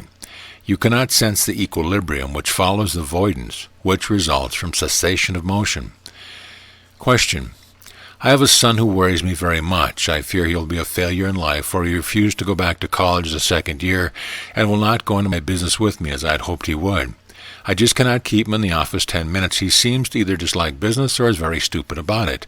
He is forever wasting his time hanging around airfields and making drawings of planes. He knows every make of plane and every part of a plane, besides knowing all of its personnel. Please tell me what I can do about it. Answer: if you are a wise father, you will give him all the encouragement in the world and allowing him freedom to live his own life as he chooses, instead of demanding that he live it as you choose. What you tell me leads me to believe that he is tremendously interested in flight engineering and nothing else. A man can achieve greatness only in the thing he is most interested in. He would either make a failure of your business if you obliged him to inherit it, or make his life a failure even though he succeeded in building it to a high attitude. I know a man who made $50 million because he was unavoidably drawn into his father's growing business, yet he was unhappy because his life was one long frustration. He had other desires and loathed business, yet forced himself to become master of it. He told me he would greatly give his entire fortune up if he could have lived as he chose, even though that meant living in an attic room. The greatest men I've ever known revolted at the thought of going to college, and many of them were considered to be failures because of their low marks. Thomas Edison was one of them. I knew a man who tried to force his son to follow the sea and navigate great ships as he did. The son threw himself into the sea. I know another one who insisted that his son become a dentist. The son ran away. I know of many such cases. I trust you will let your boy have the opportunity of becoming a mastermind in a profession of his own choosing. Question: I find it difficult to keep up a sustained state of ecstasy. Why is this? Answer: so long as you are really inspired and working knowingly with God, that state of ecstasy will last for hours or even days if the measure of your inspiration is great enough to demand a long time in fulfilling. A musician who is writing a long symphony or a sculptor working on some inspired, time-consuming conception can remain much longer in that state because of his work than one who is not creating something. Very often some very little thing, such as a call to the telephone, will end the possibility of continuing that ecstasy for a long time. In such cases, it is well to take up other little human occupations for a while, and before you realize it, the ecstasy will return. It may be that a return to the work itself will quickly lift you up into the high heavens again by the very contemplation of it. Always remember that the human you will constantly assert itself, for you are obliged to attend to the many calls of your body and your senses, which cannot all be automatically performed. The more you make it a habit of your mind, however, and also make it a way of thinking, the more easily you slip in and out of it without even thinking or effect. When you have arrived at that stage where you are continually slipping in and out of it with no thought or effort whatsoever, the more you will be enabled to sustain it when it is with you. Conclusion: many of the questions we are receiving are very similar. When this happens, I select one which is typical and answer that one to cover all. Also, many questions are coming which are far ahead of where we are now. So if you have asked such a question, do not be disappointed if it is not answered until we get to where it is appropriate. It pleases us very much when we receive letters telling us to ignore questions asked because the writers have found the answer within themselves.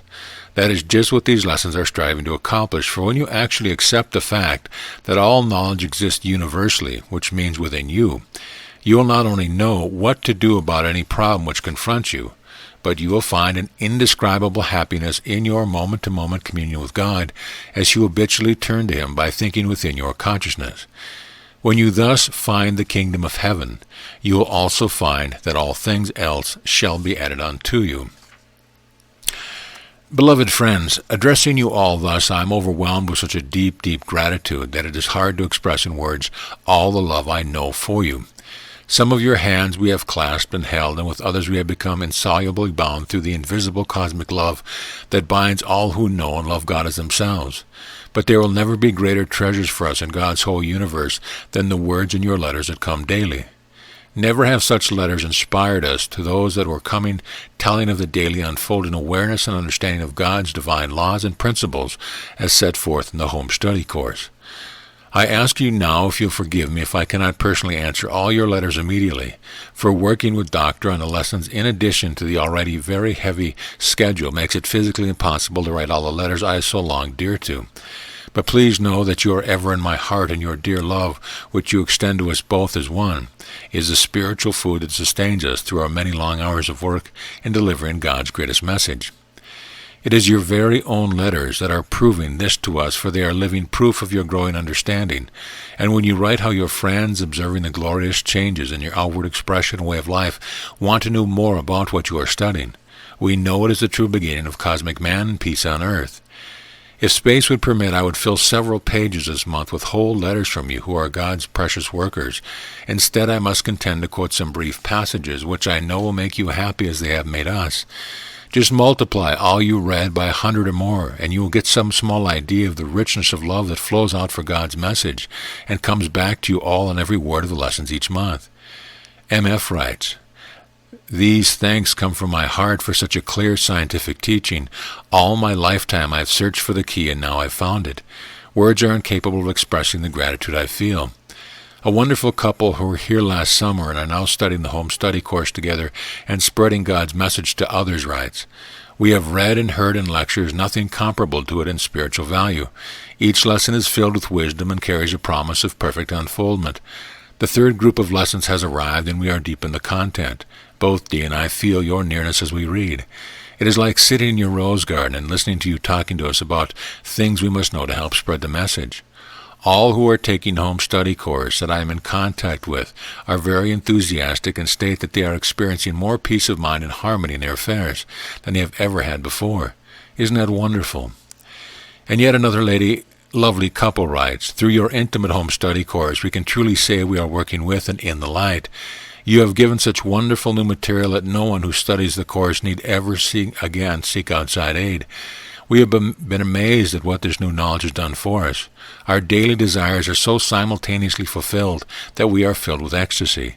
From the sense world standpoint, we count those lessons among our most valuable possessions, and yet we know that having found the light, these truths will be with us always. We relish the thought of always having you dear ones in the universe. May this short letter assure you that through the printed lessons, you are teaching men how to find the light. We marvel at the simplicity of the scientific facts you have been able to give to us, and know that, from the results already obtained, your writings will lead anyone to the light who seeks it according to the instructions contained herein.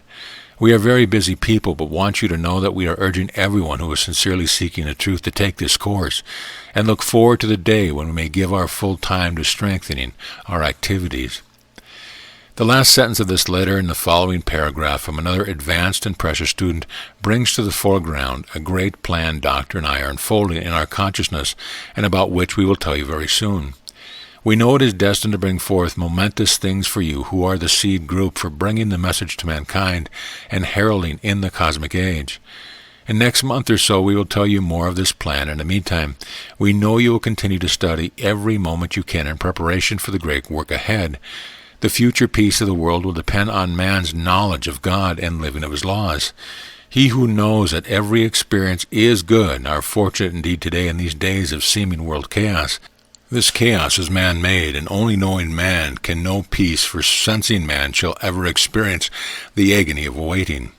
This is the paragraph I mentioned which came through the sounds to fit into our great plan. I feel that those of us who are taking the course have much in common, and I believe that if possible we should meet upon completion of the course and discuss ways and means of extending our knowledge, balance, and inspiration to the rest of the world. I believe there are many ways in which balance could be extended internationally through business, science, and the arts. Oh, how we want to shed the light all at once around the world, but my plan must always be mature, and our plan is maturing, and you are all part of that plan. That is all of you who know the desire to share God's work with us. So great is the light of this new knowledge that those who are unfolding it will soon be ready to illumine the world with the light of their own knowing. The next series of lessons continue to explain the source of all energy, and to demonstrate that your control of it lies in the measure of your desire and of your knowing. The energy of God's thinking mind creates thought bodies, which you might call mind-imagined bodies.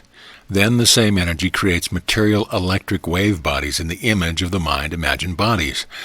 As that is all that God ever does, or that you ever do, it is of the utmost importance that the entire principle and process of it be made as clear to you as your alphabet. For that reason, the next series will more fully explain the divided and undivided universe, or the principle of rest from which motion seemingly springs to seek rest, or the principle of silence from which sound vibrations spring to simulate a reality which is not in them. Although motion is the most evident thing in nature, God's universe is really static. It is really at rest. Motion is actually an illusion of the senses. It really does not exist. God's thought-imagined universe is pure imagining, and materialized thought bodies are really illusion. Creation is but a cosmic cinema which simulates ideas in motion which we know are not moving at all. When Dr. experienced his great illumination, he was made aware that the time had come when it would be vitally necessary to reveal the unreality of motion to those who had become ready to see beyond the illusion of the senses into the source of the illusion so that they could become its source. He was therefore commanded to bring the cosmic age of omniscient knowers and omnipotent thinkers into being, to uplift the human race one stage higher in its unfolding. The transcending human of the coming cosmic age is he who has become fully aware of the illusion of matter and motion, and can thus unbind himself from the effects of matter and motion to dwell only in their source as co-creator of the illusion, knowing it for what it is. God's commands and the instructions of the delivery of the divine Iliad message are of ever-present thoughts, and now that your own glorious letters are coming back to us, revealing such a depth of understanding, it is a small wonder that our happiness knows no bounds as we read your daily letters. To know what already you are able to answer so many previously baffling questions in the light of your own knowing, and a truly comprehending at last the underlying principle of the cosmos that are being unfolded to you through lessons you can study in the quietness of your own room. To know these things are our greatest daily blessings, for it is the fulfillment of God's message for all of us who live but to reveal cosmic love. With love and gratitude for your companionship in this world, I am sincerely Lau Russell. End of lesson. Lesson number 17. We add one more idea, the fulcrum and the lever. Before continuing our long journey from matter of earth to its source behind the scenes in the invisible universe, I cannot restrain myself from telling you the great satisfaction it is giving us to hear how gloriously you are even now applying it to your lives. Our greatest desire is to worthily fulfill our purpose. Your letters convince us that we are, for when the little part of the journey you have already traveled has revealed so much to you already. What a wonderful thing it will be when you actually know that complexity is but the multiplied illusion you have been limited to during past ages, and that behind the scenes is the real simplicity of one, centering an extended two, which will dissolve all complexity from your thinking forever. I will continue to dwell upon energy and its source, also its expression in the divided universe, for quite a little time until you begin to be able to automatically forget material effect the farther you go on our little journey back to the undivided and unchanging source. There is no more important thing for you to know than the source of energy you use for operating your material body and for motivating the thought bodies you create in your imaginings before giving them material bodies, and for manifesting all mechanical expressions ranging from lifting a feather to moving a locomotive or a mountain. There is only one source of energy and one mechanical principle by means of which it can be used. That is what I must make clear to you, and I must dwell upon it until it is made so clear by words and diagrams that you can apply it comprehensively to your creative thinking with greater power. Likewise, the chemist, electrical engineer, inventor, or physicist can apply it to the simplification of his mechanical processes. You will make a good beginning in building up the comprehension by which deep thought to the following postulates and axioms which go to the root of the subject. These postulates really define energy, but no definition of energy can explain it without repeat amplification because orthodox thinking has made it impossible. Postulates concerning energy. God is all. In him is all energy, all knowledge, and all being. God created his universe with energy, which is in him, not in his creation. The energy of God's mind is desire to give expression to idea of his knowing by giving imagined form to his being. Mind knows and thinks what it knows. Energy lies in mind knowing, but is expressed or manifested by mind thinking. Energy is still. God's magnetic light is at rest. God's mind is the fulcrum upon which the lever of his electric thinking pulsates to give heartbeat to his universal body, created by him in the image of his knowing. Energy lies in cause, but is expressed in effect. Axioms. Effect cannot be its own cause. Thinking cannot be the knowing which it expresses. The product of energy cannot be energy. The moving lever cannot be its own fulcrum. Simulated idea in moving forms cannot be the idea it simulates. Conclusion. Creation is the product of God's mind and knowing. It is made manifest by mind thinking. The product of mind, created by the energy of mind, cannot be the mind which created it. As I said above, these definitions cannot define with comprehension unless amplified patiently and simply and with much repetition of example. This I will do in everyday language without the use of any scientific terminology whatsoever, for that is not necessary. If you will review the past lessons, you will find that I have not yet used any scientific terms which are not a part of everyday common usage, except possibly the word polarity. Such words as gravitation are scientific terms which everybody understands, and such words only will be used. If, however, I am obliged to use any other words, I will as clearly define them as I define polarity to be the division of an equilibrium into pairs of opposite conditions. You will never have to look up any strange word of the scientific vocabulary in a terminology dictionary. Before resuming our subject of energy, which motivates the universal heartbeat, I wish you to realize that we have not yet complexed the foundations of scientific principle beyond the principle of the Divine Trinity, nor will I do so unto the very end, for nature does not complex it.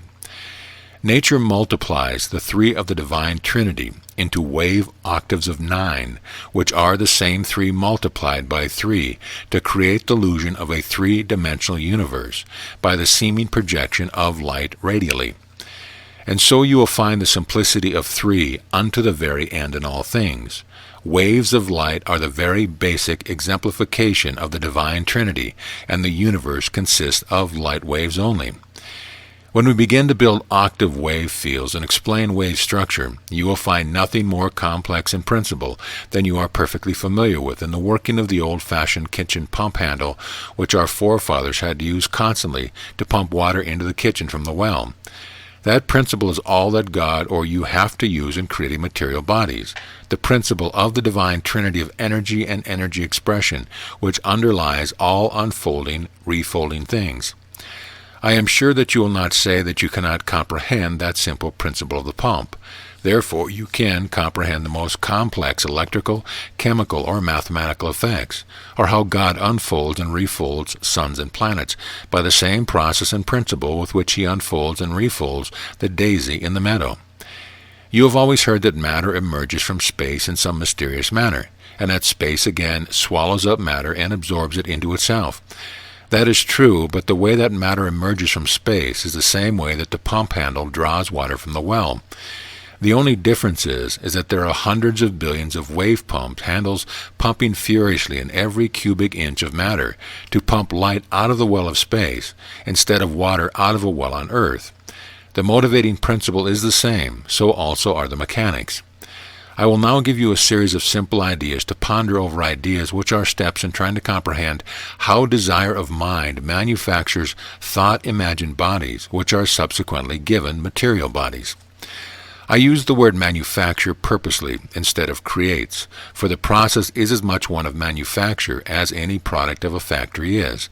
By using this word, however, it will accentuate that fact to you, and I wanted to do so for a reason which will be self-evident as we progress. I will number the ideas as we build up the structure of the whole process. Regarding the kitchen pump, idea number 1. I have diagrammed a pump handle in Figure 28. Study it carefully and note that all of it does moves up and down except one point marked A. The one point is motionless, still unchanging. That still point is on the equator, which divides the polarity of its 2 compressed and expanded extensions, which I have marked B and C. That one still immovable point is called the fulcrum, and the 2 extensions, which are the handle of the pump, are known as the lever. Idea number 2. All of the energy which that moving pump handle manifests is in its immovable fulcrum. Without the fulcrum, there could be no motion to express power, therefore energy could not be expressed. The power of stillness. Idea number 3. Ask yourself where you could logically place the source of expressed energy in the fulcrum and the lever. Could it possibly be in the moving lever, if the lever could not move without a fulcrum? Your answer could only be that the energy is supplied in the fulcrum and extended to the lever to manifest the power of the fulcrum. Idea number 4. In Figure 29, I have diagrammed a wave. No matter whether it is a wave of water, a sound wave, a radio wave, or the waves of an electric current, you will note that it is just like the fulcrum and lever which constitute a pump handle. Its fulcrum is fixed, immovable, still and unchanging. Its lever extends to both sides of its equator, the wave axis, just as the lever of the pump handle extends. Idea number 5. Vision in your memory the troughs and crest of the familiar waves of the ocean. The crest of each wave interchanges with the trough, which is its oppositely sex-conditioned mate. Troughs and crest are sequentially interchanging through their equators. Each alternately becomes the other, but in reverse. Figure 30 is the pump handle showing its wave crest and trough reversed. Positive and negative conditions interchange at their equator, and each become the other by reversing their direction of motion, just as life and death and every other pair of opposites. Figure 31 exemplifies the same principle in the wave. Idea number 6. If you comprehend how the wave principle works by thrusting a piston in one direction and pulling it back in the opposite direction, you can comprehend the heartbeat of this electric universe of light waves. For light waves pump in exactly the same way. The top of the pump handle is the crest of every electric wave, sound wave, radio wave, water wave, or any other kind of wave. Idea number 7. There is a piston on the wave of your pump handle, which you can see, but there is an invisible piston on every wave of every kind in nature which you cannot see. Idea number 8. In the undivided universe there are no waves. Therefore, there are no pistons, no polarization into pairs of opposite conditions.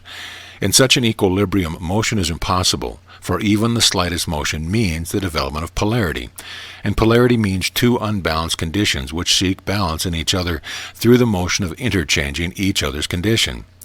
That search for balance through the motion of interchange is the expression of energy which is not in motion at all, but is really in the equilibrium of the undivided universe.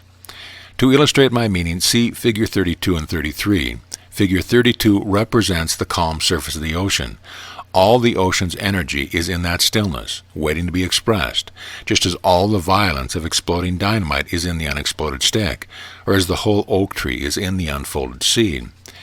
The moment that equilibrium of the ocean is disturbed by being divided into two opposite conditions, the dynamic electric universe of two-wave motion replaces the static condition of rest. Electric wave pistons then pump all the energy measured out to them by the heartbeat of the universe.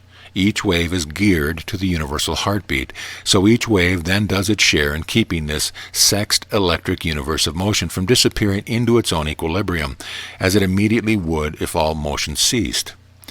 In Figure 33, the same ships which floated motionlessly upon the undivided calm as in Figure 32 are tossed about like matchsticks by the tremendous conflict which is now going on because of the sex passions of divided father and motherhood of gravitation and radiation, which are seeking balance with each other through each other. What is actually happening is that the two unbalanced sex conditions are seeking voidance of their opposed conditions by interchanging equally with each other. The divided seeks the undivided. When the two opposed conditions become undivided as one, their sex passions are satisfied. Figure 32 represents this satisfied condition of an equilibrium in which motion is impossible. In Figure 32, every point upon the ocean surface is equal in respect to both gravitation and radiation. Each point is the same distance from the Earth's center of gravity. That means that each point is 15 pounds pressure per square inch. Idea number 9. The difference between the two effects in Figure 32 and 33 tell you what electricity is. Electricity is motion. Without motion, there is no electric expression, no waves, no piston, no pumps. The measure of electric force expressed is the measure of the strains and tensions set up by dividing one condition into two, and an equal strain or tension in the desire of the two to become one. Electricity expresses itself in the north-south dynamic direction only. See Figure 16 on page 175. The amplitude of every nature point directly toward and away from the center of gravity.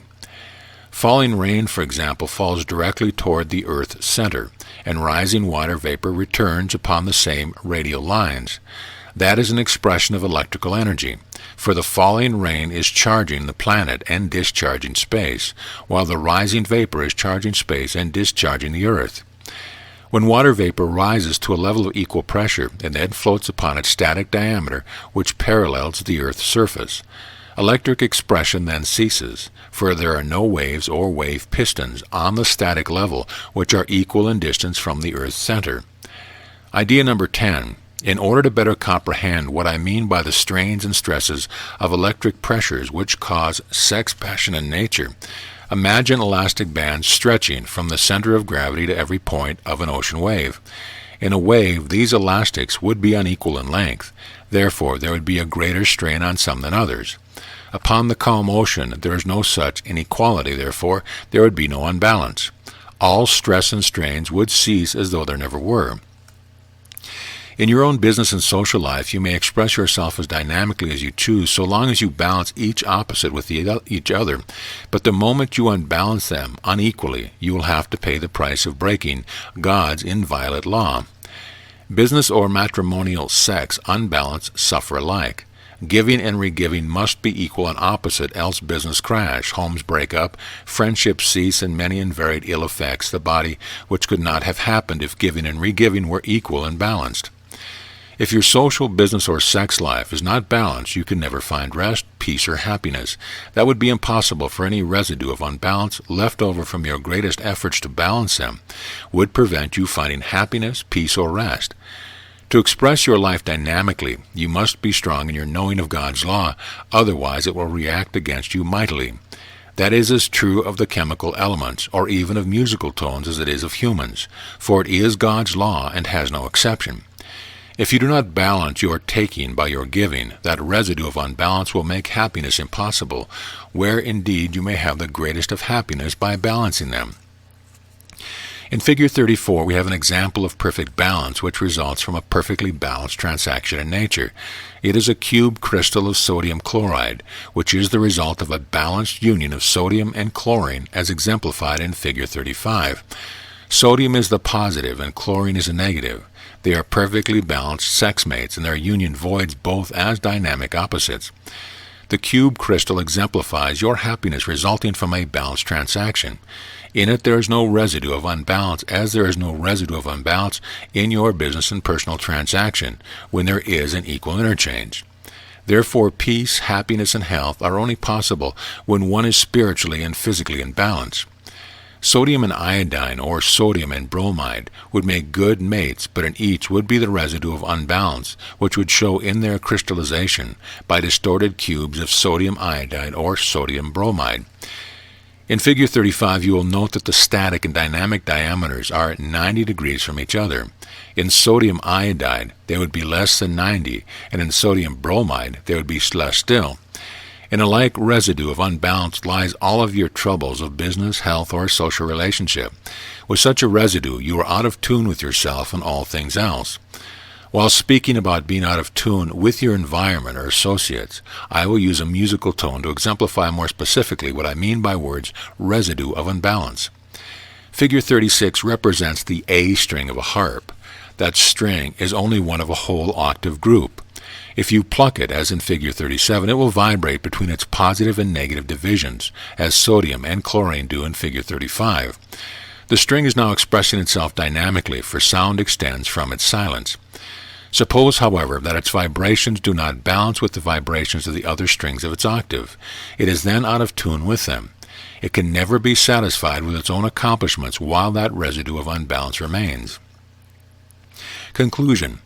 The reason I dwell upon these simple examples is because all nature repeats in its every phase and experience of your own life. The more you know nature, its laws and processes, the more you can work knowingly with God. Life is hard only for the ignorant. The greater your knowledge of God's ways, the easier and more glorious your life can be. Many people are out of tune in their business, social, and domestic life simply from ignorance of the essential knowledge for finding happiness. If you hear a piano which is badly out of tune, your senses are jarred, but many lives are very badly out of tune without doing anything about it. No one can live life gloriously without a workable philosophy. A philosophy which has a scientific basis will fortify you in the certainty of its practical workability. A religion which is in tune with the scientific philosophy will be like under the North Star to a mariner. A religion which is but an emotional basis is quicksand, but when you add knowledge to the highest of the spiritual emotions, you are surely upon a solid rock with your eyes to the light instead of to the dark. There should be no guesswork about life. Guessing is the method of ignorance. No one need be ignorant. Everyone can have all knowledge, for all knowledge exists and is simple and is yours for the desiring. Information, techniques, and skills are complex, but they are not knowledge. These alone will not lead you to the light. Until you do know the path to the light and walk it knowingly, and will travel many paths in the dark, and your flesh will be torn with thorns, and you will be low in spirit and shrouded with self-pity in the measure of your not knowing. I say to you, therefore, the more you make God's way your way, the more you will manifest God's power to live gloriously, prosperously, powerfully, and with great happiness. For the path to the light is clear, and illumines all of your way if you but know the path. The following words from God's message will give you spiritual force for my meaning.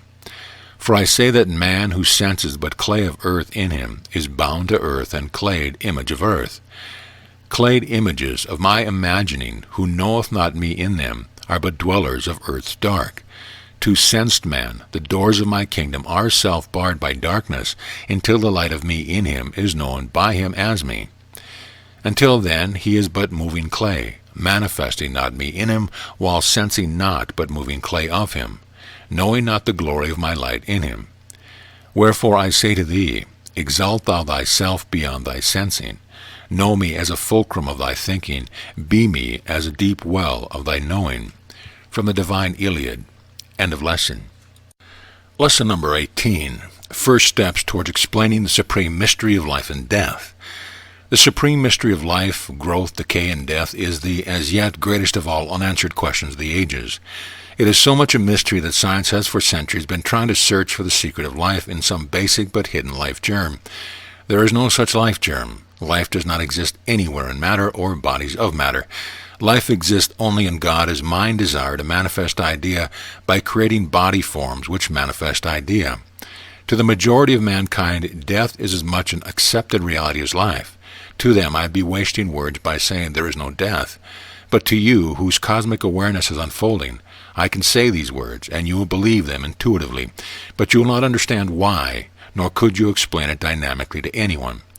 Yet this is the one thing you must want to know and be able to explain dynamically even to yourself. This I know because of the many questions the deepest thinkers ask me about life, death, reincarnation, growth from the seed, and after seemingly unfathomable mysteries. Platitudes, abstractions, affirmations, faith, and belief without knowing are not satisfying. Knowledge alone will satisfy. There is nothing difficult to understand about life and death because it is a manifestation of the most obvious thing in nature. Let us consider this. What is the most obvious thing in nature? It is the cyclic repetition of the love principle of giving and re-giving as manifested in the Divine Trinity. This eternal repetition is the very basis of creation. Everything in nature appears, disappears, but reappears. That which comes must go, but it must come again forever. Day is born from night to become night, but night is not death because it is born to day. Likewise, death borns life, and life again borns death, as all opposite effects forever do. The concept of life and death grew out of the belief that our bodies are our personal selves, and that bodies live, then cease to live. Our selves are eternal. Our personal selves have not been created. We but manifest ourselves in moving bodies by eternal repetition of bodies which we create to use as instruments until they can no longer function as bodies. Then we create another one, and we continue to do that until our purpose is fulfilled as individual units of creation. The only thing which comes and go are bodies. Bodies do not live, nor do they die. They but function as tools for the length of their cycles, then wear out. Bodies are but waves of motion, and motion is not life. Creation is ever renewing, ever repeating bodily manifestation of mind thinking. Creating bodies manifest idea, but bodies are not the idea they manifest. Likewise, bodies manifest life and death, but they are not life and death. Life and death are but thought cycles of concentrative thinking, followed by decentrative thinking. Each is but one half of a cycle of electric wave motion. Motion does not live nor die. It but expresses life and death by polarization and depolarization. Creation is but an electric wave record of thoughts. Thoughts do not live or die. Thoughts are mind expressions. Thoughts are but mind imaginings which come and go from their source in mind. But mind does not come and go, for mind is eternal. God is mind, and God alone lives. God created his body, but he did not create life.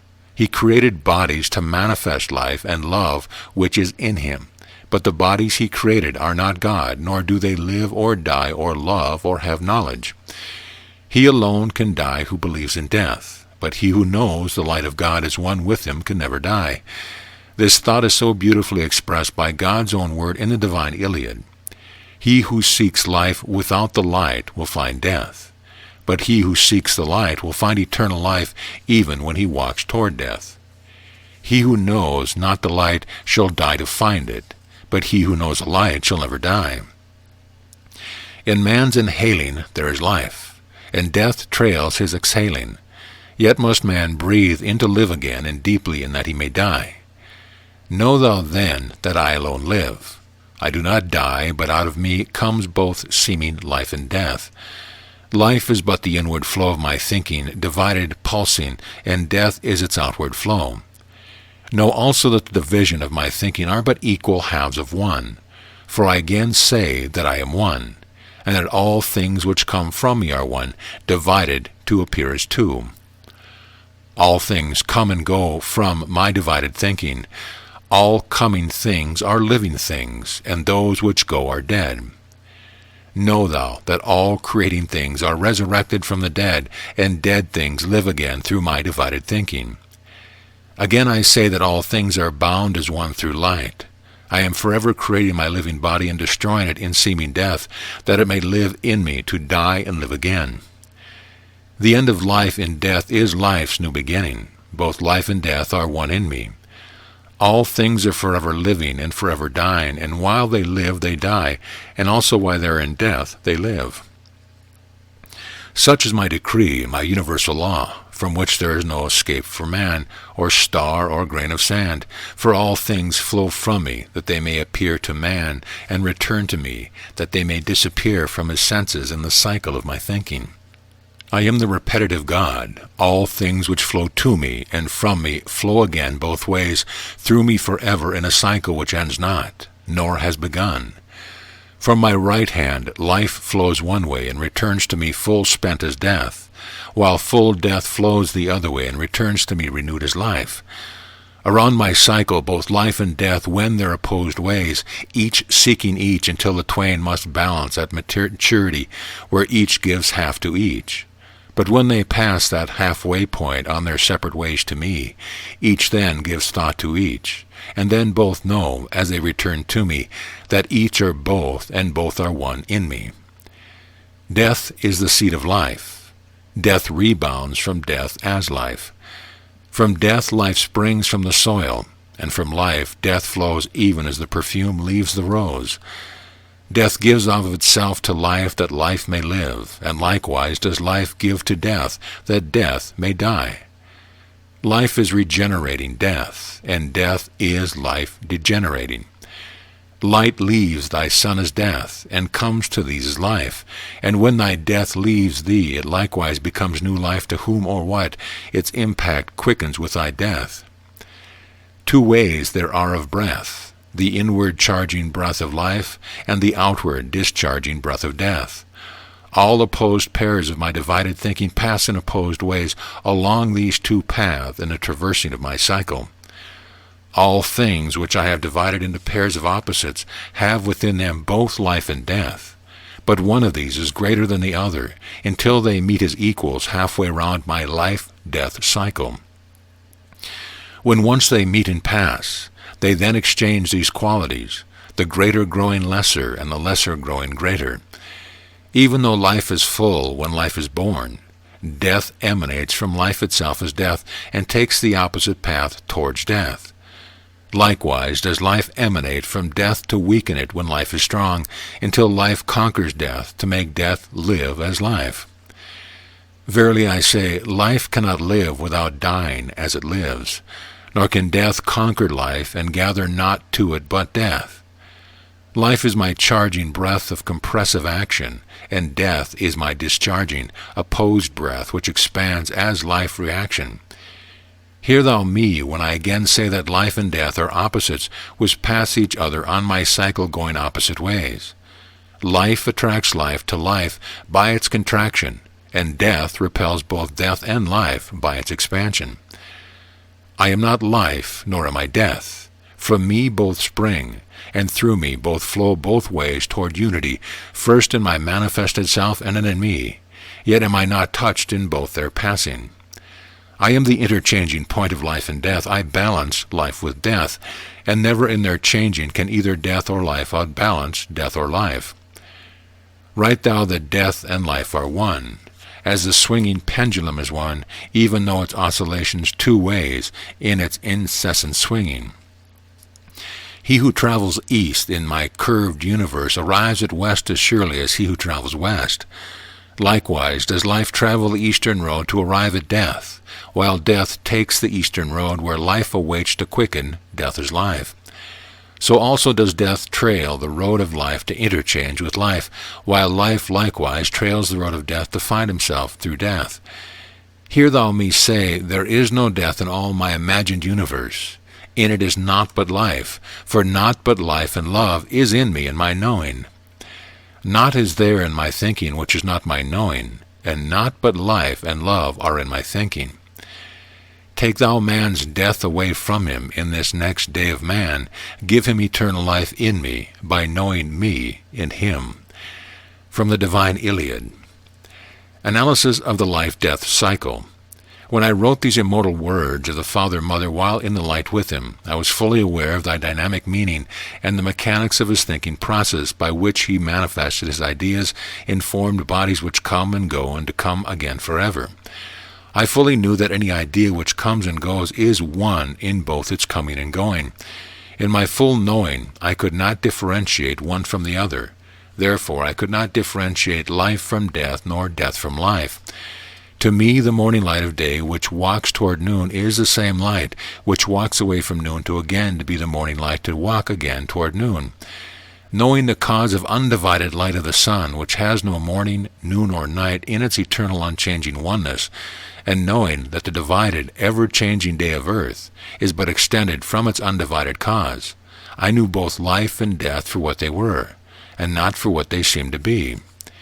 To you, however, who read these immortal words without that knowing, they are but words until your soul knows their meaning in God's plan, which simulates eternity, by dividing all idea of us into pairs of opposite expressions which internally repeat their opposite expressions to create an illusion of continual change. That is what confuses you and all mankind. You see the continual change in every moment of the day, in every form in it, and of every event in it. Something is moving and changing during your whole day and night of life to force you to think complexly. You cannot evade that confusion while you sense, record, not but changing. Confusion of the senses disappears through knowing the changeless source of all illusion. To the extent that you know the source, the confusion of your senses will disappear. The reason God gave you the Divine Iliad message is to give you that knowing, and the purpose of it is the further unfolding of the man idea upon this planet. In order to give you that knowing, you must disregard age-old concepts which your senses have built up from the confusion of change and replace them with new concepts formed from knowing the changeless source of undivided oneness from which the divided universe of many changing, moving forms extend. In order to build these new concepts, we must become thoroughly familiar with the way God extends all changing forms of divided idea from their changeless source in His light. We will do that by the repeated use of diagrams and word pictures of simple examples of forever changing things which manifest eternal life by life's division into seeming life and death. In beginning to explain the principle which lies behind life and death, let me remind you that creation is the extension of God's one whole idea, divided into countless many forms of many ideas imagined by mind thinking. The form of any idea is not the idea thus extended. It is but the material body of the idea. Idea is undivided and changeless. Idea has no body. Thinking takes idea apart and gives it thought bodies which are then manifested in material bodies. Idea does not come and go. It is but the bodies of ideas which come and go. It is but the formed bodies of ideas which appear, disappear, and reappear in what we call life, death, and rebirth. These transient bodies simulate idea by form and motion, but transient moving form cannot be the eternal idea which it manifests in forever repeated cycles. Remember, then, that it is the repeated cycles of manifested ideas which confuses you into thinking life and death, and not the idea itself. Idea is eternal and has no cycles. The bodies of ideas only are expressed in cycles. Cycles come and go. They begin and begin again where they end. They appear and disappear to reappear as bodies of pattern thought. It will clarify this life-death mystery to go through the process of building bodies from the eternal zero in the light of their beginning, through the cycle of their appearances and back into their disappearance in their eternal zero of equilibrium from which they emerged. We will first build the body of a tree from its beginning as a part of God's one whole idea of creation. We plant an acorn seed into the ground. In that seed is 1,000,000 years of repeated life-death cycles. In that seed is the record of every stage of unfolding of that idea from its beginning as a mold or fungus up through the stages of desire to become what it desired to be, which was in that seed 1,000,000 years ago. Examine it with the finest microscope, and you will not see one trace of the body of the oak, yet out of it comes the full-grown oak of many branches and leaves, no two of them alike. That seed is the undivided father-mother idea of the eternal oak, which is about to be divided into pairs of opposite father and mother conditions, which produce bodies by interchanging their conditions. All creating bodies begin from a zero point of balance, which become their equators, extend to allotted measures limited by desire, and return to the zero of their equator to give back the bodies they have borrowed from each side of it. Let me impress upon you the fact that the seed is but the sole record of mind idea. It has no material body, but it has a thought body which is patterned in the image of the thought. It is the mind concept of an oak tree, not yet conceived as a body in its mother's womb. By saying that it is not yet conceived in its mother's womb, I mean that it has not yet begun to be divided from its spiritual oneness of father-motherhood into its physical manifestation of the divine Trinity as expressed by the division into father and motherhood. Figure 38 represents the beginning of this division by planting the pattern seed in the womb of Mother Earth. Figure 39 represents the static measure of desire for extension which is in the seed. The zero of the seed centers the two equilibrium zeros extend from it. The seed is the still fulcrum from which the tree will borrow its power to become a tree, as the lever likewise borrows its power from its fulcrum. It must be thoroughly known and comprehended that the dimensions of the full-grown tree, including the duration of its life cycle, are as meticulously recorded in its seed as are the patterns of its wooden foliage. That which appears to exist in the visible universe really exists in the invisible universe. The invisible idea is eternal.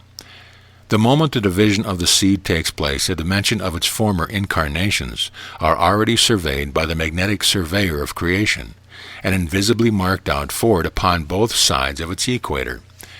Figure 40, therefore, represents the dimension of the two-way dynamic diameter extending at 90 degrees from the static diameter of Earth. The dynamic diameter is the equator, which is being prepared in Earth and space, which divides, balances, and reverses the halves of the growing body. To review this idea in your mind, turn back to Figure 20.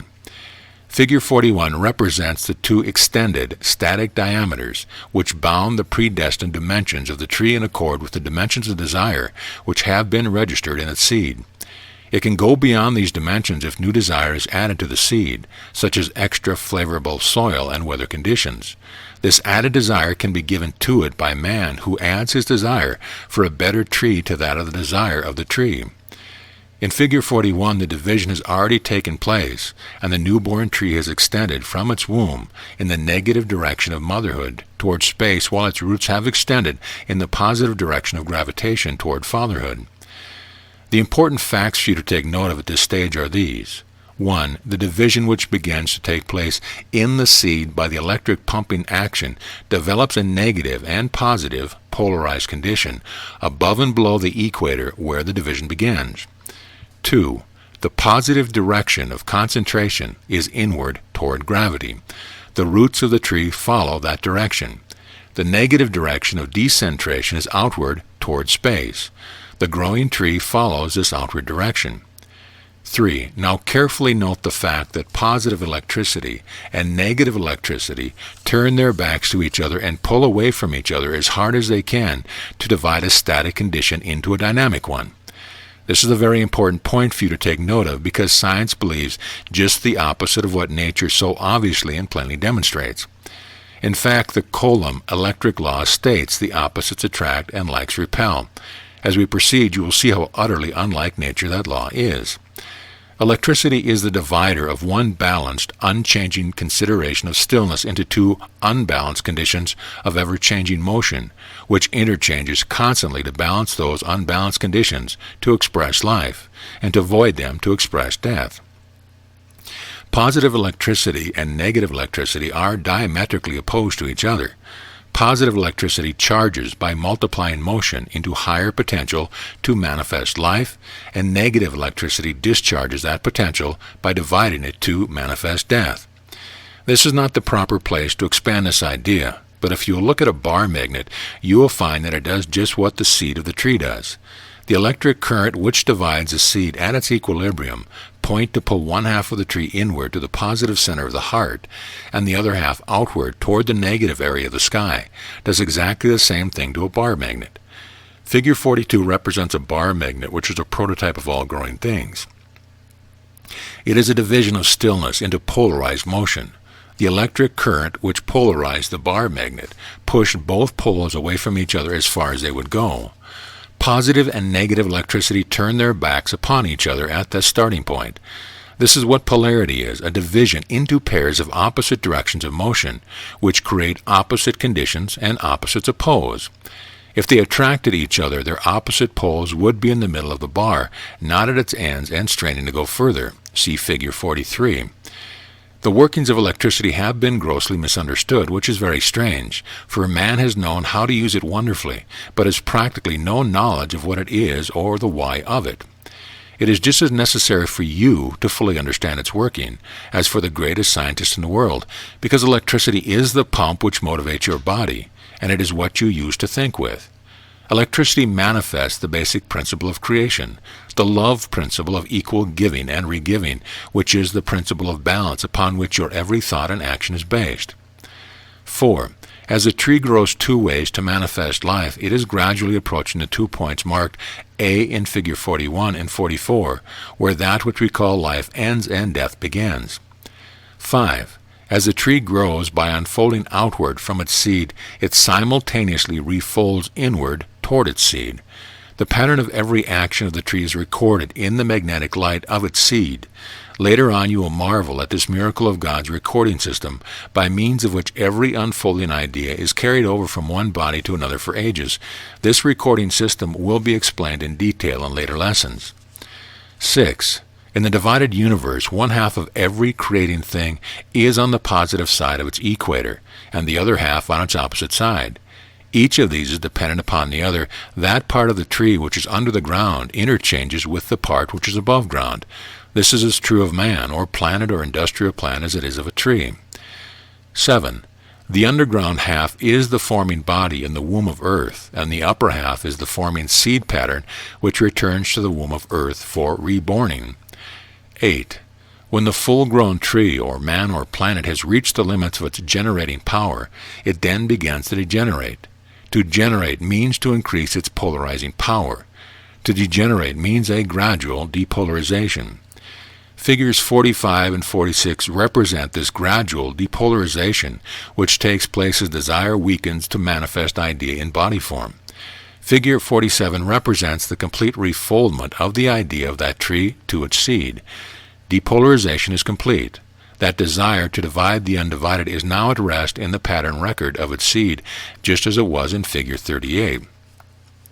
Conclusion. If you will now reread God's words at the beginning of this chapter, you will understand them better because of the diagrams explaining the growth and decay of a tree. Meditate deeply upon this subject, and you will find that there is no part of this journey of the tree, from its appearance to its disappearance, that you could call life without appropriately and truthfully calling it death. Nor is there any part of it that you could call its beginning or its end. Nor is the fulcrum which the tree used to extend itself into a tree any different from the fulcrum you used to extend yourself into a man. Nor are you freed from your roots underground because you can walk away from them, for you are as much bound to them as the tree is. We will talk about this in the next lesson. End of lesson. Lesson number 19. Continuing the mystery of life and death.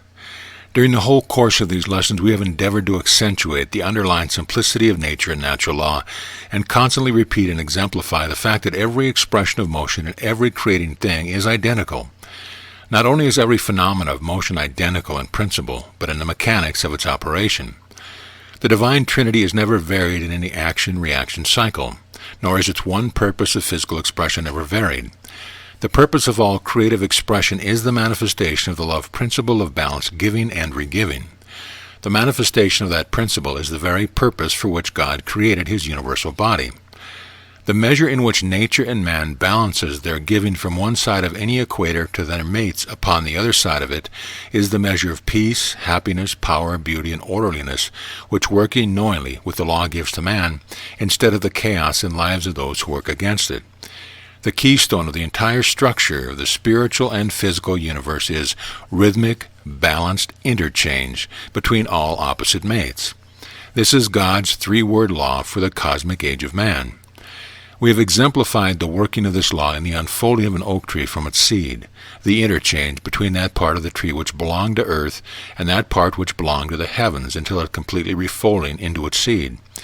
We have shown how absolutely dependent each opposite half is to the other half on the other side of their common equator, which divides them from their unity into polarized halves.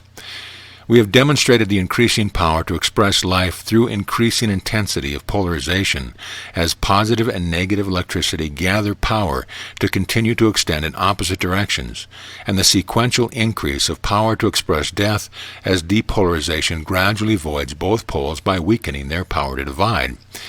This process has clarified the fact that the tree could multiply its power only by giving, in order that that which it unfolded would be refolded for repeated giving. The tree is rooted to the ground, but man is, seemingly, not so rooted. The growth of a tree seems to exemplify something quite different in principle in the growth of a man or a business.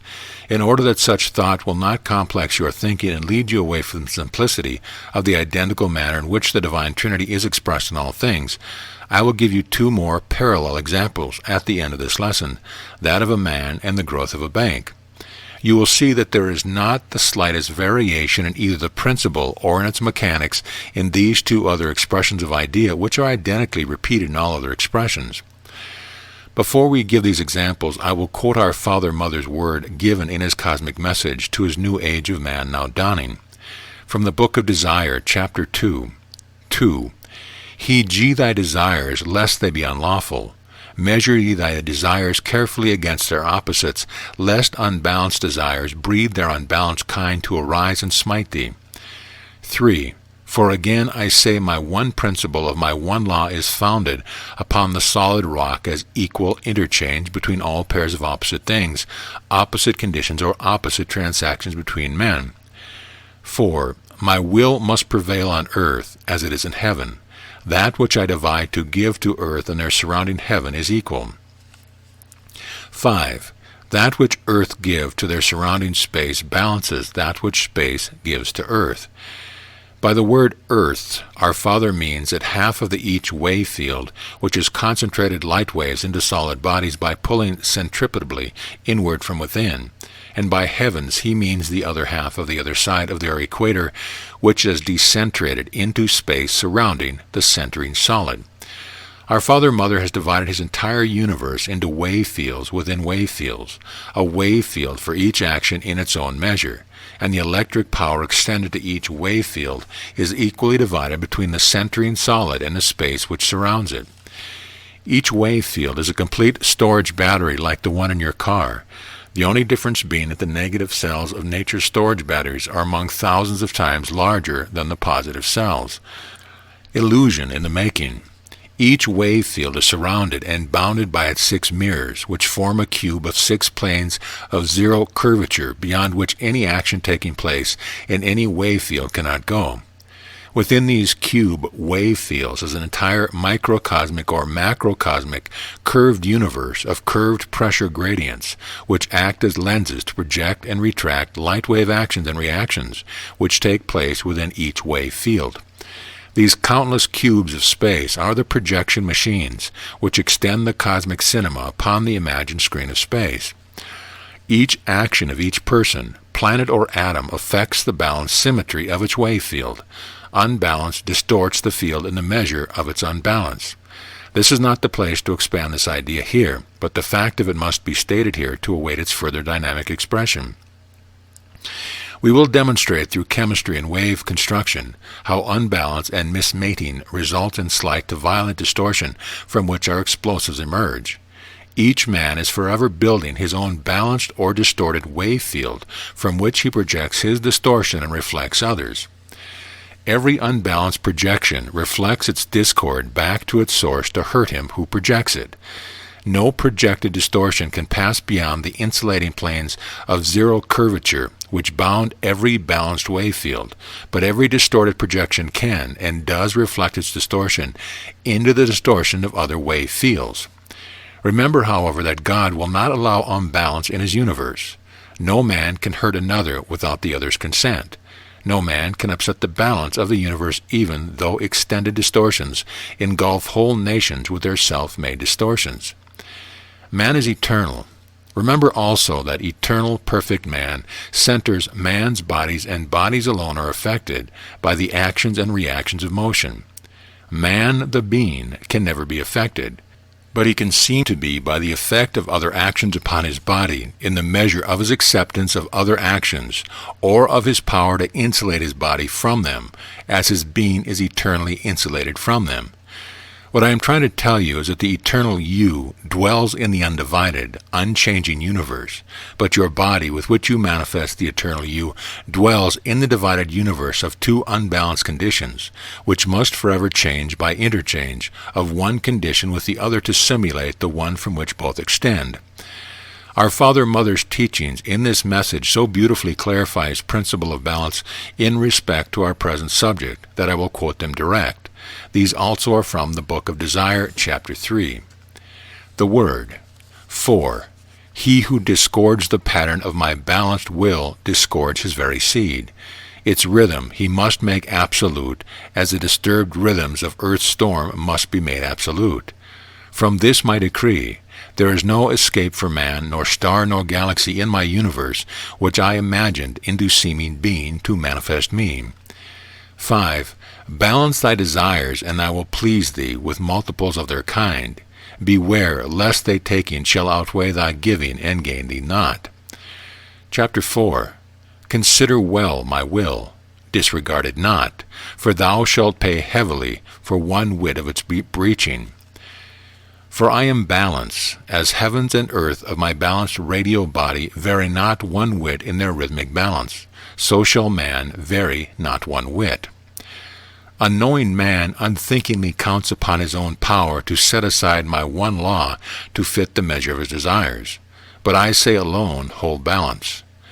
Man walks through his cycles upon a taunted rope, whereas his foot toucheth I am there, giving him foothold as the fulcrum of his effort. From my rest at the fulcrum he taketh the power I give to him to express his desire. Without me he can do naught. And behold me at each end of the lever of his action to balance his unbalancing in my universe which knows no unbalance.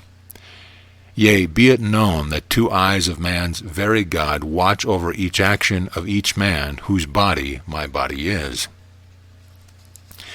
And if man would know where those two eyes of his God are located, I say, seek them at each end of his wavering pole, which keepeth him upright upon his taunted rope. For man cannot be without me, even though he deny me in him. Have a care, therefore, that desires of man for things of earth be balanced by desires for heavenly blessings, without which man hath not. Chapter 5. Say to man these my very words. Behold in me the fulcrum of my changing universe, which but manifest change, though I change not, nor move. For I am rest, in me alone is balance. He who would find power must know that he extends from rest in me, that I am he. He who would find rest must return to me, be fulcrum of his own power. Wherefore I say, the burden of man are made by man in the image of his unbalanced thinking. Likewise, the illnesses of man are fruit of his own making. Balanced thinking is an ecstasy which knows no burden, no fatigue, no imperfection. From man's own unbalanced thinking emanates the toxin of fatigue and divers sickness and fears. Wherefore I say, come unto me, ye self-unburdened, find rest in me by being me. Balance further exemplified. Since it is that balance is the very foundation of the undivided universe of mind, and divided balance is the foundation of the universe of motion, it is necessary that we continue with enough examples of the varied nature to demonstrate the conspicuous fact that equal division of action and reaction demands equal interchange of giving and regiving to opposite mates by each other. It is difficult to realize that we are either making happiness or unhappiness for ourselves by our own unbalanced or unbalanced relations with our close associates. We give too little thought to the things we say and do to our friends and neighbors in our social and business relations. Humans seem to be almost thoughtless about the little things they do to kill the thing they love, by hurting a friend or loved one by carelessness or thoughtless speech, which may have not the least trace of viciousness in it, or intent to hurt, but which nevertheless causes the loss of a friend of long standing.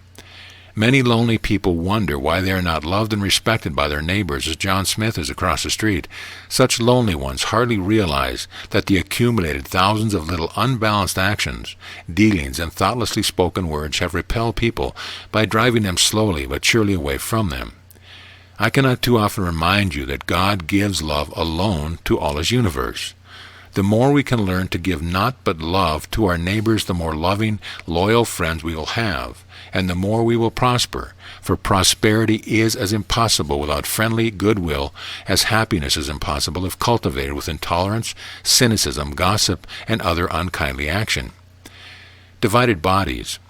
We whose bodies are divided to manifest our undivided selves have never realized that one half of our body is above ground and the other half is below ground, just as a tree is. Neither do we realize that we are constantly interchanging with each half.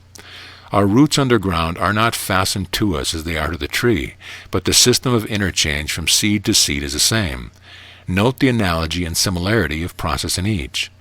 The seed of all things is planted in the body of the earth, or an extension of it, to act as a womb for the beginning of the polarization which divides the thought body, as registered in the seed, into two conditions, one which reaches out towards the heaven to manifest the unfolding process which expresses motherhood, and the other which reaches inward toward gravitation, pressures to manifest the refolding process of expressing fatherhood. The surface of the earth is the static equator from which all its extensions emerge. All creating extensions are likewise divided by an equator which balances the two through interchange. The entire expression of a whole life cycle deals with what happens to a body after polarization begins. For all happenings after that which affect growing body pattern are the direct result of whatever interchange takes place between the body of the man, trees, rhinoceros, or ant, which is above ground, with its own roots underground, and the bodies of other extensions of the earth which have also become similarly divided, and especially of our own mate of opposite sex, from whom each of us is similarly divided by a dynamic equator. For many long eons the interchange is purely physical. It is confined solely to bodies which interchange willingly or otherwise for the self-perpetuation of each. After many eons, however, culture begins in man. He becomes aware of his spiritual nature. He is no longer merely a sensed animal. There comes a time when intelligence begins in him. Mental interchange then follows, and with it the unfolding of character, culture, morals, and the God qualities which man eventually recognizes as the source of him. In relation to motion, the fact which needs to be impressed upon you is that the motion required for any and all interchange is due to the process of polarization and depolarization only. Thinking mind concentrates and decentrates. That is what polarization is. That is what electricity is. That is what vibration is and waves of vibrations. That is what divides the undivided, changes the unchanging, makes measure where no measure is, makes motion where not but stillness is, makes sound to come out of silence and forms to appear by countless millions from the formlessness of their seed ideas. That motion needed for interchange between opposite occupies the attention of all people. Motion seemingly is of greatest importance. Hear me when I now say to you, motion is of the least importance. Waves of motion are but the outward bodies, the shells which contain the pearls of great price. They are but the senses which vibrate to give physical form to immortal thoughts. They are but sounds projected to simulate the glory which the light of God's kingdom of mind knowing is. Motion translates idea into thought bodies, then into material bodies.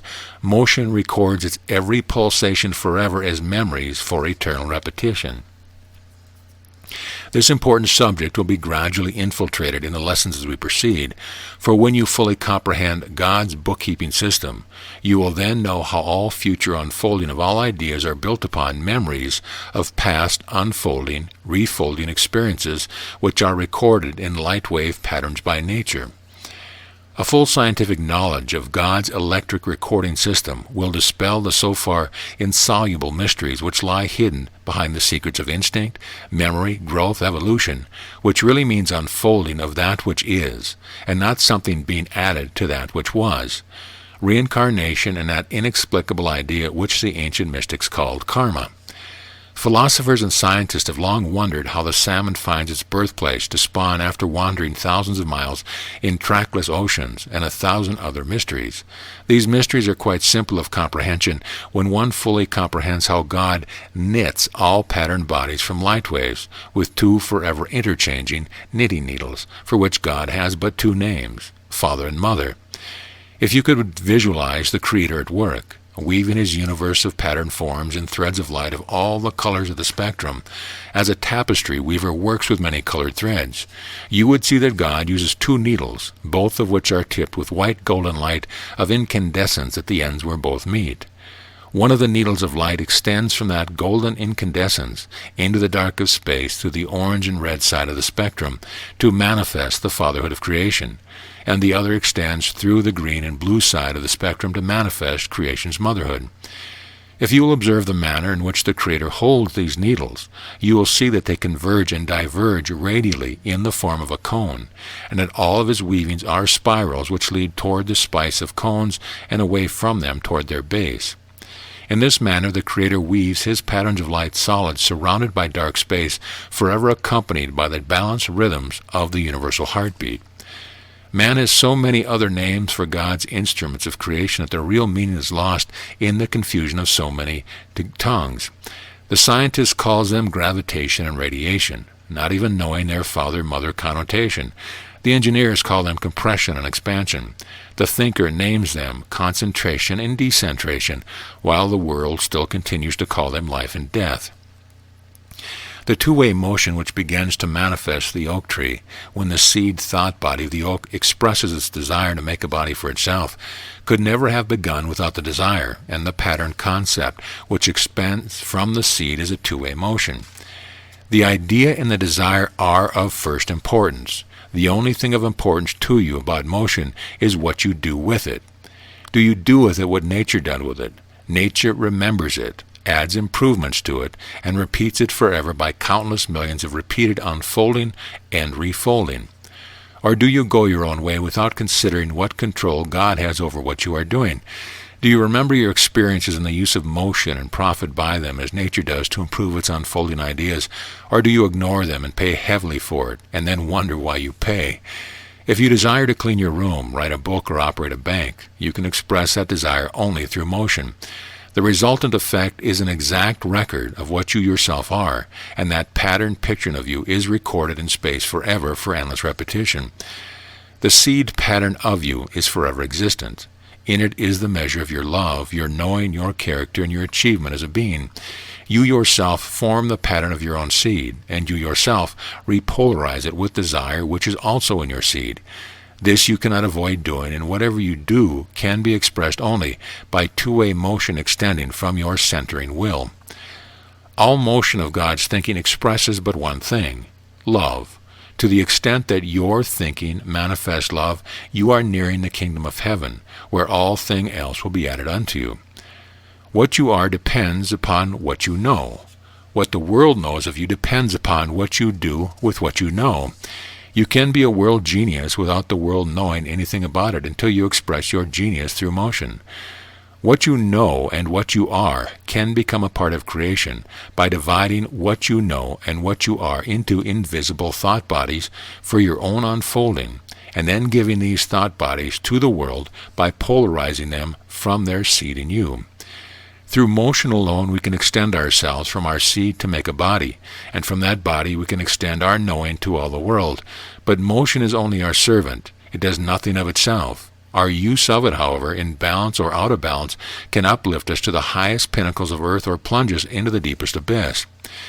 It should be our greatest desire to learn how to divide our actions in such a manner that the half which belongs to heaven is equal to that half which is given to earth.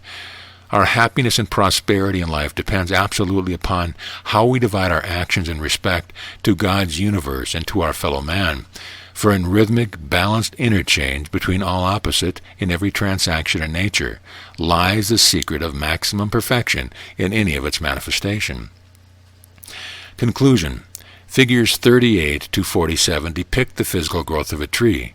In them, the manifestation of balance in the division of the physical body is exemplified by equal polarization to that half of the body which earth extended to the heavens, and that half which it retained for earth. The perfection of either half depended upon equality with the giving of each half to the other. If the roots deny moisture to the leaves and branches, and the tree becomes stunted or malformed because of that denial, the roots themselves become stunts by the reaction of that denial from the branches, for their inability to drink in the sunshine from the heavens has been proportionally lessened. Equal interchange between roots and tree would ensure maximum perfection of a material body for the tree. If we apply exactly the same principle to the physical body of a man as we do to the tree, the perfection of his physical body will be maximum. We must not think of man as a being separated from the earth, just because he is not directly rooted to it and can walk the earth while the tree cannot. The body of the polarized seed of man extends from the womb of earth as surely as a tree extends from it, for his mother's womb is but an extension of earth. Polarization is a two-way, two-directional extension. The body of the man is always as much under the earth from which it was borrowed as the body of the tree is. Man cannot continue to be an extension of earth without drawing sustenance from his own roots, which extend beneath the earth. Upon that continued interchange, and upon the balance with the earth and heaven halves of man continue to re-give to each other, depends the balanced perfection of the physical body of man. The very sap of man's body comes from the waters of earth, as the fibers of it come from fibers of earth. That is one reason why it is becoming more and more necessary to consider the lack of balancing in earth's giving to man because of the use of mineral fertilizers and other damaging practices of agriculture. Our bodies are deficient to the extent that earth giving to them is deficient. The reaction of deficient giving to man by earth lessens the ability of man to re-give to earth. This law of equal interchange works both ways. Man is continually borrowing his body from earth, and it is just as continually returning his borrowing by the continual ejection of parts of it which are forever dying as new parts are borning. Your dog can follow your path for days because of the millions of dead cells which you have thrown off. That odor of you is part of your ever-dying body, just as the perfume of the flower is part of the dying flower. All eliminations of bodies are given back to the earth for continuous repetition of giving and re-giving. Earth is the positive cell of a battery, and space is the negative cell. When earth gives half of the body to space, earth charges space and discharges itself equally. As space re-gives to the other half of the body, it recharges earth and discharges space. Perfection in the manifestation of any idea depends upon keeping this interchange in balance. Deficient interchange unbalances both, resulting in a less fertile earth and a less vital body of man. It is time that this matter became a major project in the practice of agriculture, else the human race will pay heavily for it. Unlike the tree, man is a spiritual existence as well as a physical one. His spiritual interchange in his human relations must equally obey the law of rhythmic, balanced interchange. Also his spiritual unfoldment will suffer vitally from the accumulating residue of unbalance which lodge in him by every unbalanced mental transaction of his life. The tree has only its physical body to interchange with, but man has both physical and mental unbalance in dealing reacts upon the physical by developing toxic poisonings, which the balance giving on earth to bodies could never offset.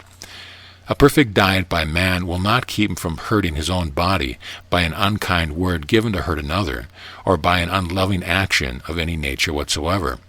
That is why it is so much more difficult for man to live more healthily and happily than animals, and that is also why life is hard to live for all men who do not walk and talk with God. This is the universe of rest from which motion springs, but there is no rest for any man whose interchange with other men is unbalanced.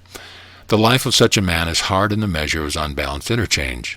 Conversely, the life of any man who works knowingly with God and balances his mental and physical interchange is relatively easy.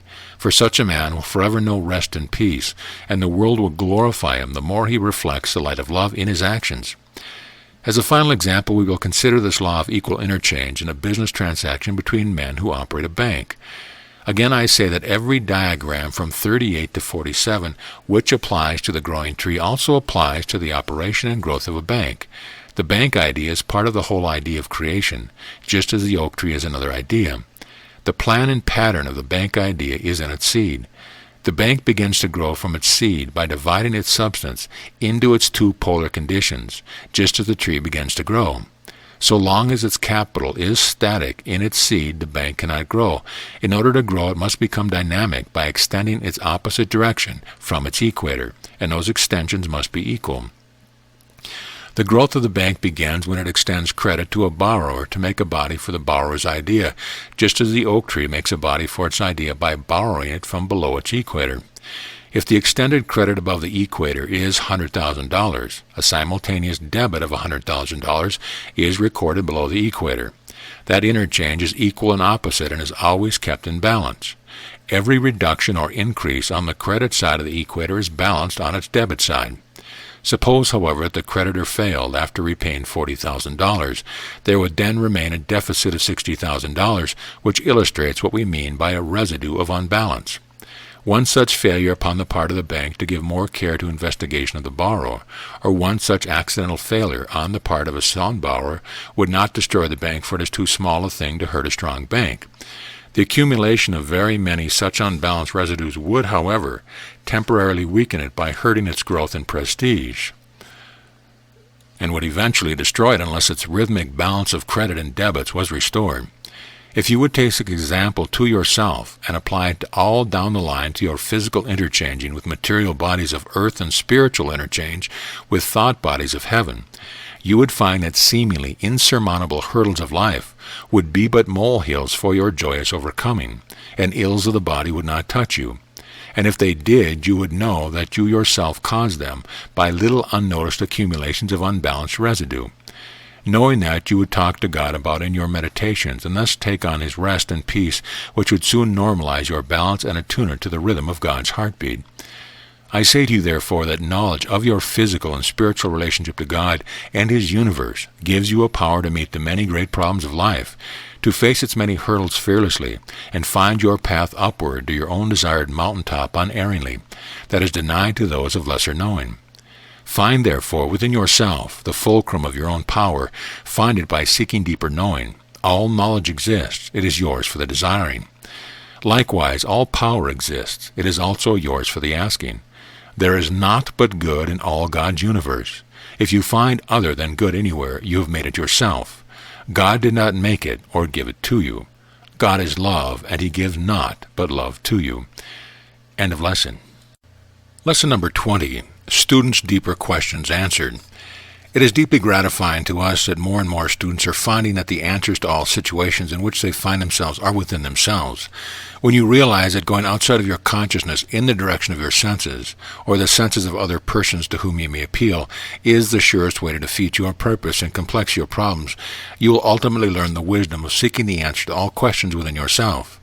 That is what we mean by asking God for a solution. Always develop the habit of thinking toward the source of knowledge, not away from it. If you want more water, you do not pump it from the little pools which have been pumped from the well. You seek the ultimate supply and pump it from its source. It might help you to develop this habit of inner thinking if you will visualize the seat of the consciousness as that still magnetic light which centers its two polarized extensions in the two lobes of your brain. Often when I think of God's words in the divine Iliad message which says, "See me, know me, be thou a fulcrum of thine own power," I think of that light of universal consciousness which is in the center of my head, and it makes me stop thinking and realize that all the knowledge there is in the whole universe, is there in that measureless point of stillness in the center of my head. Then I also realize that all the power that is in the whole universe is in that still fulcrum from which the divided wave lever of my thinking extends. An overwhelming realization of my universality and oneness with God brings with it timeless answers to desired questions. That is the greatest way I know to make you forget your body and to realize God's existence at a still point within yourself, which you can locate as your being and God's being. How often have I completely lost my body and found my soul that way? How wonderful it will be for you when you can likewise think of the light of all-knowing as centered in you, you alone. For in you is all that is when you know the light that way. The diagram numbered 15 on page 171 will help you to visualize yourself as the universal being from which all things extend. Your own thoughts are extensions of your consciousness, so likewise are all other people's thoughts. Think, therefore, within your own thoughts for the light of all-knowing to extend outward to your own thoughts after you get something to extend, but not before. If the answer is not in your thought, you cannot get it from them. Go, therefore, to the source of thought with full confidence and realization that you will have your answer, just as you go to the well for more water and not to the various little cups and dishes which have a limited supply in them, when you are seeking an abundant flow of living waters from their unlimited source in the well. You do not inspire increasing respect in your neighbors when you betray your weakness to them by asking them what you yourself know, but are not aware of. Your creation is already falling to pieces this very instant that you no longer are creator of it. If you are working in the light of your all-knowing, you are working with God. Go to Him, not away from Him, as you would go to the well if you want water and not away from it. That is why I say never ask outside of yourself for a solution which is within yourself. If you ask one friend, you compromise once, and you will receive if you turn back to God.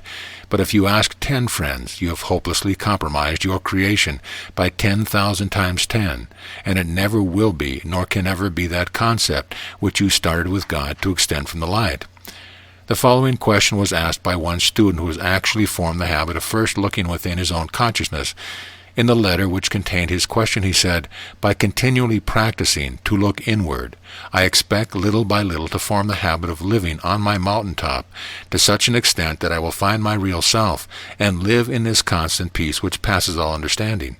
Here is his question. Last week I was meditating over a problem which had continued to remain unsolved for some time. The thought that I knew entered my thinking, and almost simultaneously the answer followed. The unexpected suddenness of the answer caused me to experience such great inspiration that I am wondering if I did not have a partial illumination. Answer: every time an answer comes that way through the light, you have been illumined to that extent. A full illumination is to have all knowledge given to you through the light all at once. Cosmic man is unfolding a little at a time by many illuminations, and the number of that many every man may set for himself. Question: the Bible speaks of the Father, the Son, and the Holy Ghost, or Holy Spirit. Would that be the mother part of the Father-Mother God you speak of? Answer: early mystics who were well illumined knew of God's creative process of dividing the undivided. Jesus fully knew it. His teaching in Buddhas and others, as well as the illumined mystics who wrote the Bhagavad Gita, fully indicate that they had this knowledge. You must realize, however, that they could not impart their knowledge to their barbarian and pagan people who were not ready to receive it. Jesus and all other mystics knew what love meant and tried also to impart that knowledge to mankind which still belonged to the brute period. The pagan world was no more able to comprehend the meaning of the divine Trinity than it was able to comprehend the love principle of giving for re-giving. The human race had not progressed sufficiently far to even comprehend the love principle, and still is unable to comprehend it except for the cosmic few who are far advanced in their unfolding beyond the masses who are still ignorant, selfish barbarians because their desire for taking is still dominant in them. And so it was that the teaching of the mystics about the divine Trinity, of the undivided one and his divided two of creation, became a meaningless and unexplainable metaphysical abstraction because of the garbled beliefs and misunderstanding of past ages of ignorant, superstitious, miracle-loving primates. One barbarian misinterpretation of it stated that if an offender against God appeased God's anger against him by sufficient bloodshed or other sacrificial rites, God would descend as the Holy Ghost in the body of a dove, which would sit upon the shoulder of the penitent one. Such beliefs persisted during and long after the time of Jesus. You cannot in any way compare these abstract misconceptions with the scientific fact of what God really meant by teaching his creative principle to his illumined messengers. Nor can you fit the words of a pagan conception into words of dynamic meaning for this electric age of greater comprehension of the relation of God to matter and motion. Question. God said, "This is my only begotten Son, in whom I am well pleased." I believe I realize the correct answer, but I would appreciate your explanation. Answer. The same answer in general applies to this as to your other question answered above. Lack of ability of primitive people to comprehend caused words to be used in making that statement, which fitted within the structure of their misconception. These misconceptions still exist, for miracle-loving believers in supernatural phenomena still exist among us. The scientific meaning of the statement you quote is that Jesus was the only fully illumined son of his father and mother up to his day. Jesus fully knew the fact himself, for God prepared him as his messenger to his age to plant the first seeds of love for their gradual unfolding in human consciousness. Many centuries have passed, and the seeds have only now begun to unfold in a small percentage of the great mass of humans. You must realize that Jesus gave his message of love to men of the brute stage of man. Bloodshed and cruelty were the pleasures of his day. Kindliness and mercy were but words to the people, even to the children of people, whose measure of pleasure in the arena was the measure of cruelty and bloodshed served to them for their amusement. That seed has been extremely slow to unfold, for man has been brute for so many eons upon eons that cruelty had become his nature. Question. In Lesson 7, page 107, you say, "There is no such thing in nature as evil, sin, or shame. Nature is never unbalanced." And on page 116, and that every insect, bird, and beast are instinctively controlled and watched over. How then do you explain the condition of animals destroying their kind for food? Answer. Animals do not destroy each other for food. They but interchange their bodies with each other for the perpetuation of bodies, including their own. They still exist as eternal idea. They cannot be destroyed. All bodies interchange with other bodies perpetually. The present body of the zebra interchanges with the lion to perpetuate the idea of the lion. The body of the lion then interchanges with earth to perpetuate the idea of the zebra. The zebra thus acquires a new body to give to the lion. Bear this fact in mind, that the zebra cannot help giving its body to the lion, even if it dies a natural death. Neither can you prevent giving your body back to the earth to manifest the idea of the cow, the sheep, or the apple tree, which likewise give their bodies to you to manifest the idea of you. You must realize that idea is eternal and cannot be destroyed, but bodies which manifest idea constantly come and go to interchange with each other for each other.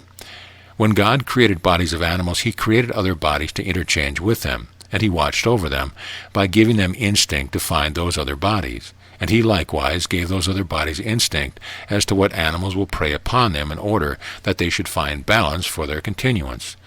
All of creation is always in balance. If the rabbits in a forest unbalance the other growth of the forest, foxes will increase to ensure balance by lessening the number of rabbits. And so it is with increase of birds where unbalance of insect life appears.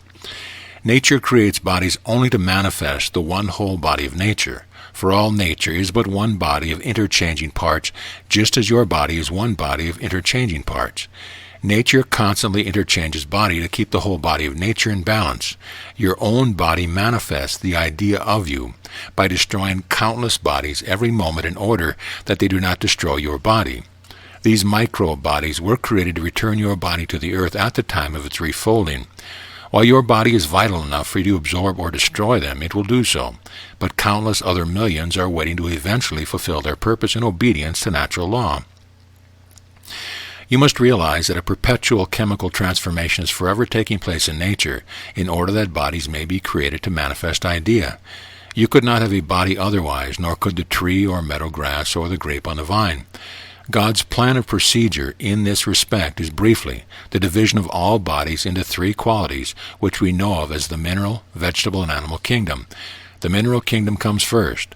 God creates minerals by creating suns to act as crucibles for melting them. They are then set out to cool in the form of hot planets, such as Mercury, which is all mineral and still so hot that copper could melt on its surface. Then Venus, which is cooled sufficiently for water to appear and allow the extension of vegetable life from the mineral. Then hundreds of millions of years later, vegetables and mineral kingdoms interchange with the help of water, and animal life extends from that in a slow beginning as vegetable life appeared. As all three kingdoms interchange with each other, their mutual interchanging forms bodies containing all three in sufficient balance to perpetuate the ideas which gradually become manifested through such interchange of giving for regiving. Every manifestation of such interchange is a manifestation of the love principle, which nature or man can violate if they choose but at their peril. If the heavens give insufficient rain, the earth regives insufficiently of vapors for regiving. Deserts do not give clouds to heavens, but forests and rivers do. Likewise, if man upsets the balance of productivity in oceans by wholesale netting, or of soil erosion by wrong planting methods, or of bird life by taking more than his needs, he suffers from his overtaking until nature restores the balance he has upset. Perhaps you might get a better idea of the working of nature than the idea you propounded in your question if you will think of all interchange of every nature's God. Man learns by his hard experience in taking more than he gives. He himself suffers for the unbalance he has caused, but that suffering leads to the correction of his unbalancing by hard labor and deprivation. These ills of man's making are good because they lead to good. It is as good that the lion has its zebra as that the bird has its worm. Without that interchange there would be no grass for the cow and no milk for the children. Without that balanced interchange of mineral, vegetable, and animal kingdom, this planet would become a stony, metallic, barren desert floating in the skies. There would be no longer the sounds of singing birds, nor worms for them, nor grass for the cow, nor children to need milk. God's creation is all good. No part of it is bad, nor wrong, nor evil. How can it be? How can we think of it as otherwise than good? For all of it, in its entirety, is the expression of God's love. Question. Please define love. Answer. Love is the ecstasy of peace and rest in the balanced light of all-knowing which is God. The expression of love is in balanced giving and regiving to manifest love materially. It must be known that love is not its expression, and much confusion arises because of that mistaken idea. Such confusion has persisted for centuries in all thinking. Motion, for example, is an expression of energy, but it is not energy as popularly presumed. Likewise, bodies are not the life which they manifest. The universe manifests its creator, but the universe is not its creator, nor is the poem the poet, nor the picture its painter. To know love, you must know the light of love. To express love, you must be love, just as you must be the poet if you would express poetry. The greatest confusion in regard to love is a very much mistaken idea that it is a physical thing which is possessed or can be possessed, or that love is its physical expression in material bodies. Question. A recent communication contains such sentences as these. The will to peace is being released by our love-powered prayers, and except for the Cabinet and Congress, God's guiding wisdom, and release through him the unfailing power of your love to destroy our enemies by filling them with the spirit of brotherhood. This raises the whole question of what some call intercessory prayer.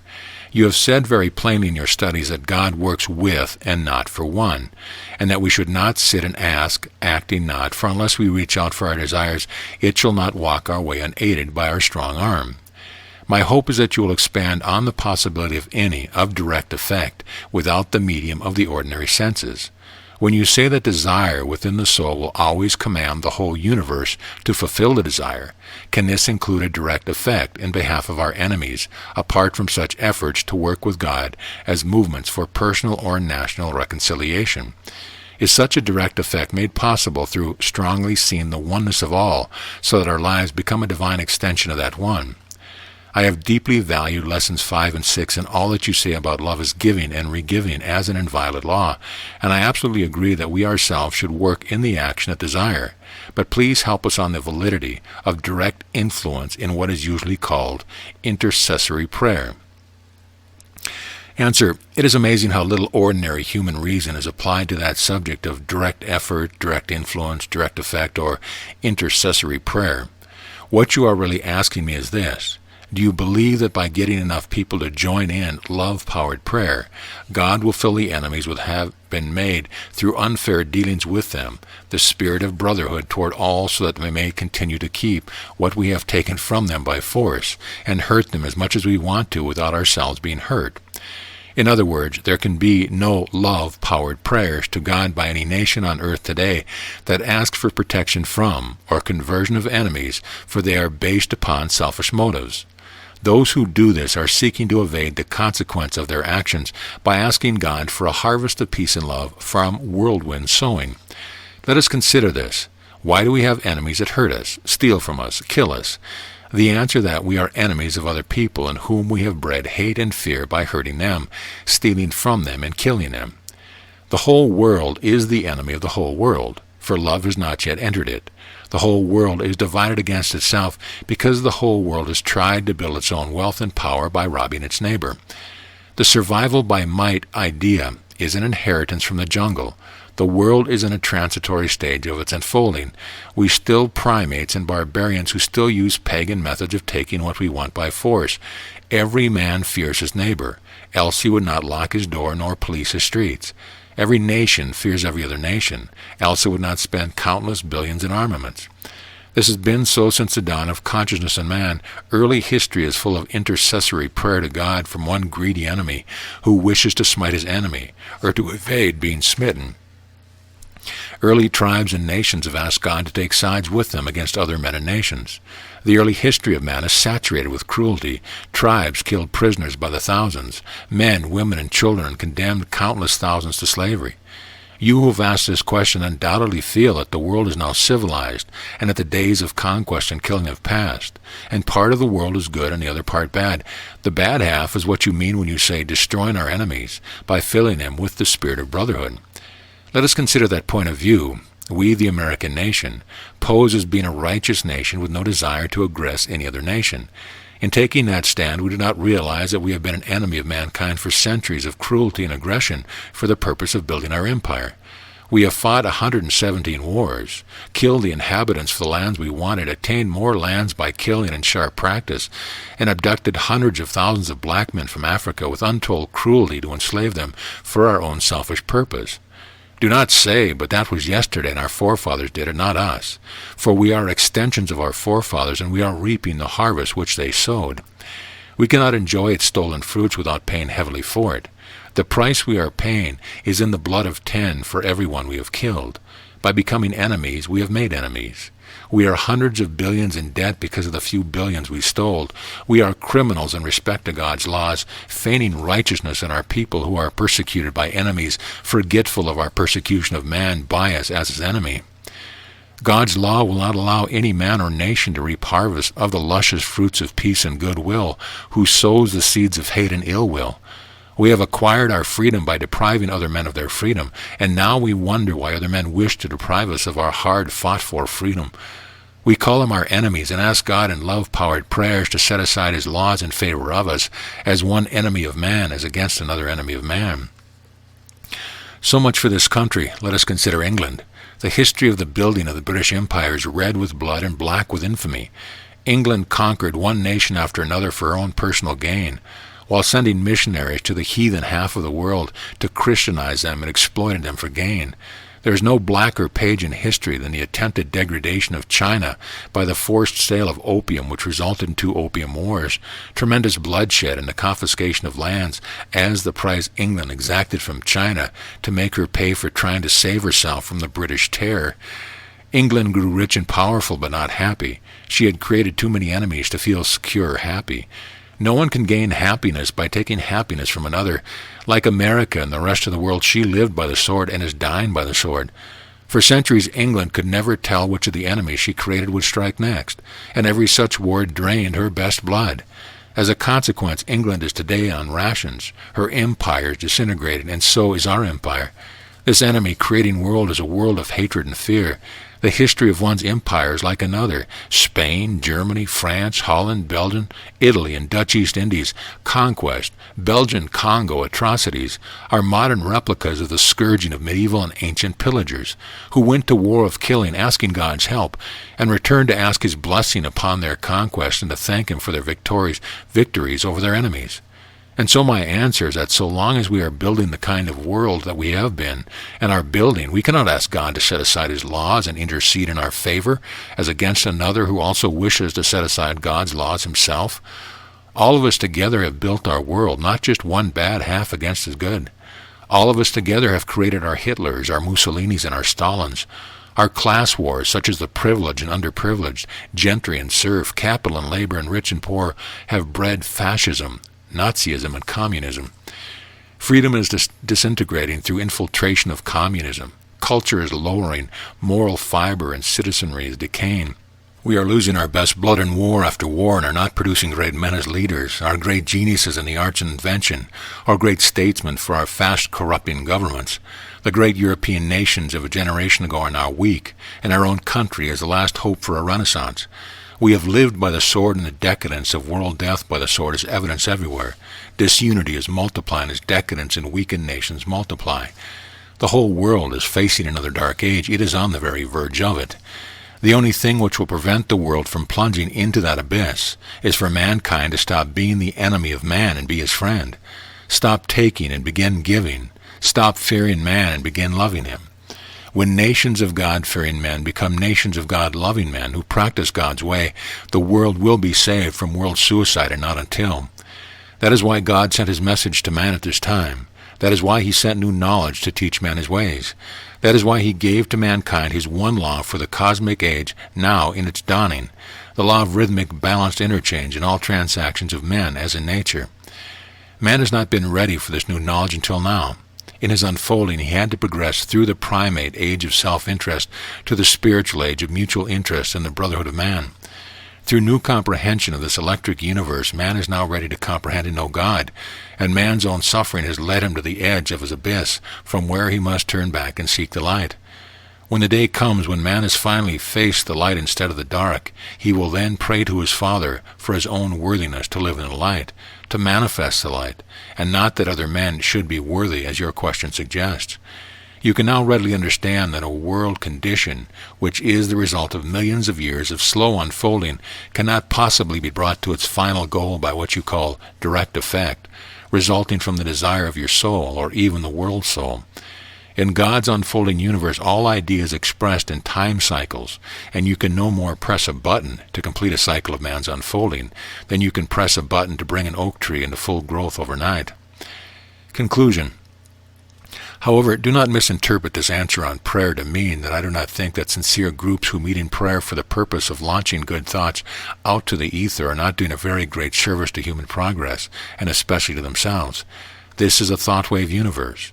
Thoughts have thought bodies and can be reflected in the thoughts of other people by what is known as telepathy, which is really thought radar. When you do this, however, it is your love thought which extends from you to your fellow man. Your love thought is inspired by your own God awareness and desire for godliness to be expressed in all men. It is therefore your desire and your expression of love that you are extending from your own soul to the souls of other men. And those thoughts will be reflected in those who are ready for them, and will reflect back into your own soul to influence your own thoughts and actions. Remember, however, that your thought and desires for the unity of man is not a prayer from you to God, asking him to use his powers for remedying the defects of other men.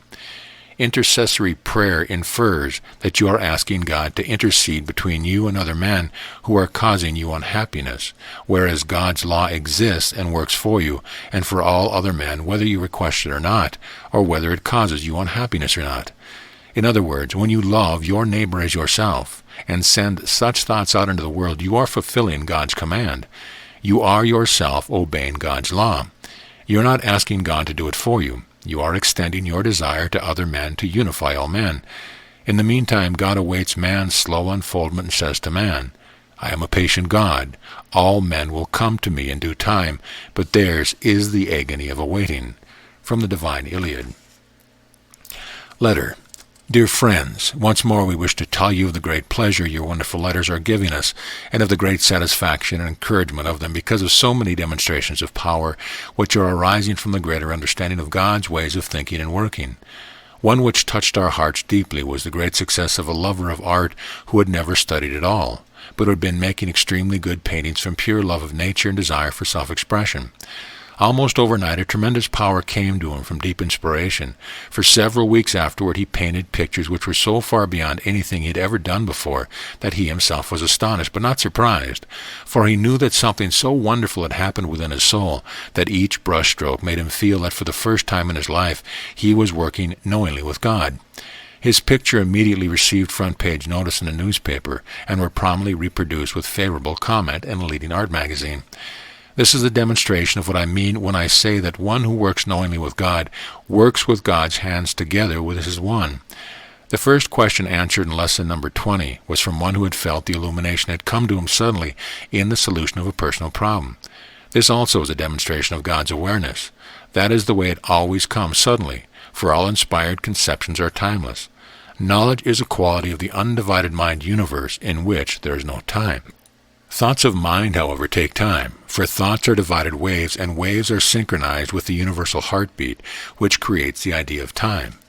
As more and more of you become thoroughly familiar with the practice of working knowingly with God until it becomes a habit, the world will know more and more about it, and geniuses will again be produced as they were during the 300 years following the Great Renaissance, which gave us such inspired geniuses as Leonardo da Vinci, Michelangelo, and others through the days, Liszt, Chopin, Wagner, Tennyson, Shakespeare, and Keats, to such recent geniuses as Kipling, Dickens, Walt Whitman, and Thomas Jefferson. Every man is an inherent genius, and there should be an ever-increasing number of geniuses in the world. You have it in you, and so have your sons, daughters, and friends. The greatest man who ever lived is no greater than you except that he knew that he was and did something about it. The hope of world culture is the production of more geniuses, and the only way to produce them is to make men aware of their genius. Conversely, the only way to make men realize the maximum of happiness in life is to produce geniuses, for they are the only ones who are capable of knowing happiness.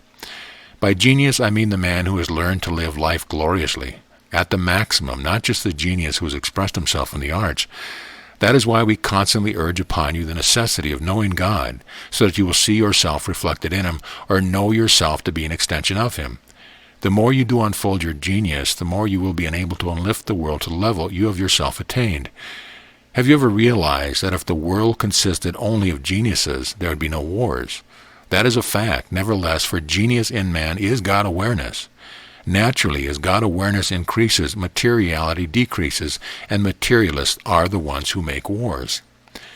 Have you also realized that the geniuses of the world are those who spend more time in solitude and aloneness than other men, for in their solitude they find that ecstasy which is the greatest bliss that man can know? Find time, therefore, to lose your body as much as you can. When you are aware of your body, you can be lonesome, terribly lonesome and dejected, but never if you can find the exaltation and ecstasy which is in your soul. Knowing this from a lifetime of working with full awareness of the eternal man whom I am, instead of the transient body which is but the instrument I use for self-expression, I have been able to multiply my powers of expression by many times that which man limits himself to when he thinks of himself as body. Therein is a secret of self-discovery. Therein lies the difference between greatness and mediocrity, stability and instability, strength and weakness in man. The completion of your self-discovery should be your supreme adventure, an exciting, fascinating personal adventure of that in which visions versus that in which you sense what you vision. That is the one great thing which gives zest to life. that something in you which surmounts and overrides annoyances as though they did not exist, which sees no obstacle anywhere between your vision and its consummation. Life is glorious when it is all that way, and really is that way when that which is eternal in you makes you forget all else but the eternal in God's universe, the rest of it being a mirage which really cannot touch you when you know it cannot. That is the way it is when Lau and me, when we extend ourselves to you in these words, which are the message. For Lau and I vision the multiplication of genius in man by searching in the dross of matter for the gems of eternity which lie within the bodies of mankind as pearls await discovery of their hidden existence in the opacity of dull matter. We told you some time ago that we had a plan for the multiplication of genius leaders of men. We are nearing the point where we can tell you more about it. The world has been decimated of its leaders. The world is not producing geniuses. The human race has become anemic through drainage of its fine blood, and decadent because of burying its geniuses in many Flanders poppy fields, instead of nurturing them with love in the light of man's needs.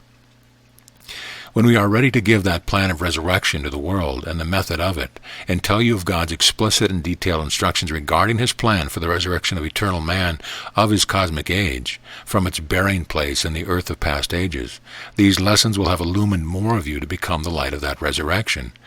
When that glorious day comes that you have who found eternity within the hollow of your hand to use it as though it were God's hand, shall stand beside us, Lau and I, and look out from God's sacred mountain of resurrection into its glorious veils below, through which eternal man of tomorrow shall find new paths into a new world of a new kind of life adventure, motivated by love, and by balanced dealing of man with man, which passes all understanding.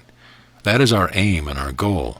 But we have had to be very patient and work very hard, and wait long for you to catch up, for we need you, many of you, for that day which is not far from fulfillment. This is our message to you for now, a message of happiness which comes from seeing visions nearing fulfillment in the race of men, of visions of the saving of the race of men foretold in the message for fulfillment before the year of 1961 shall have passed its sunset which leads into its night. With our love and gratitude to the Father-Mother for your coming within the radiant aura of his message, I am sincerely, Walter Russell. End of lesson.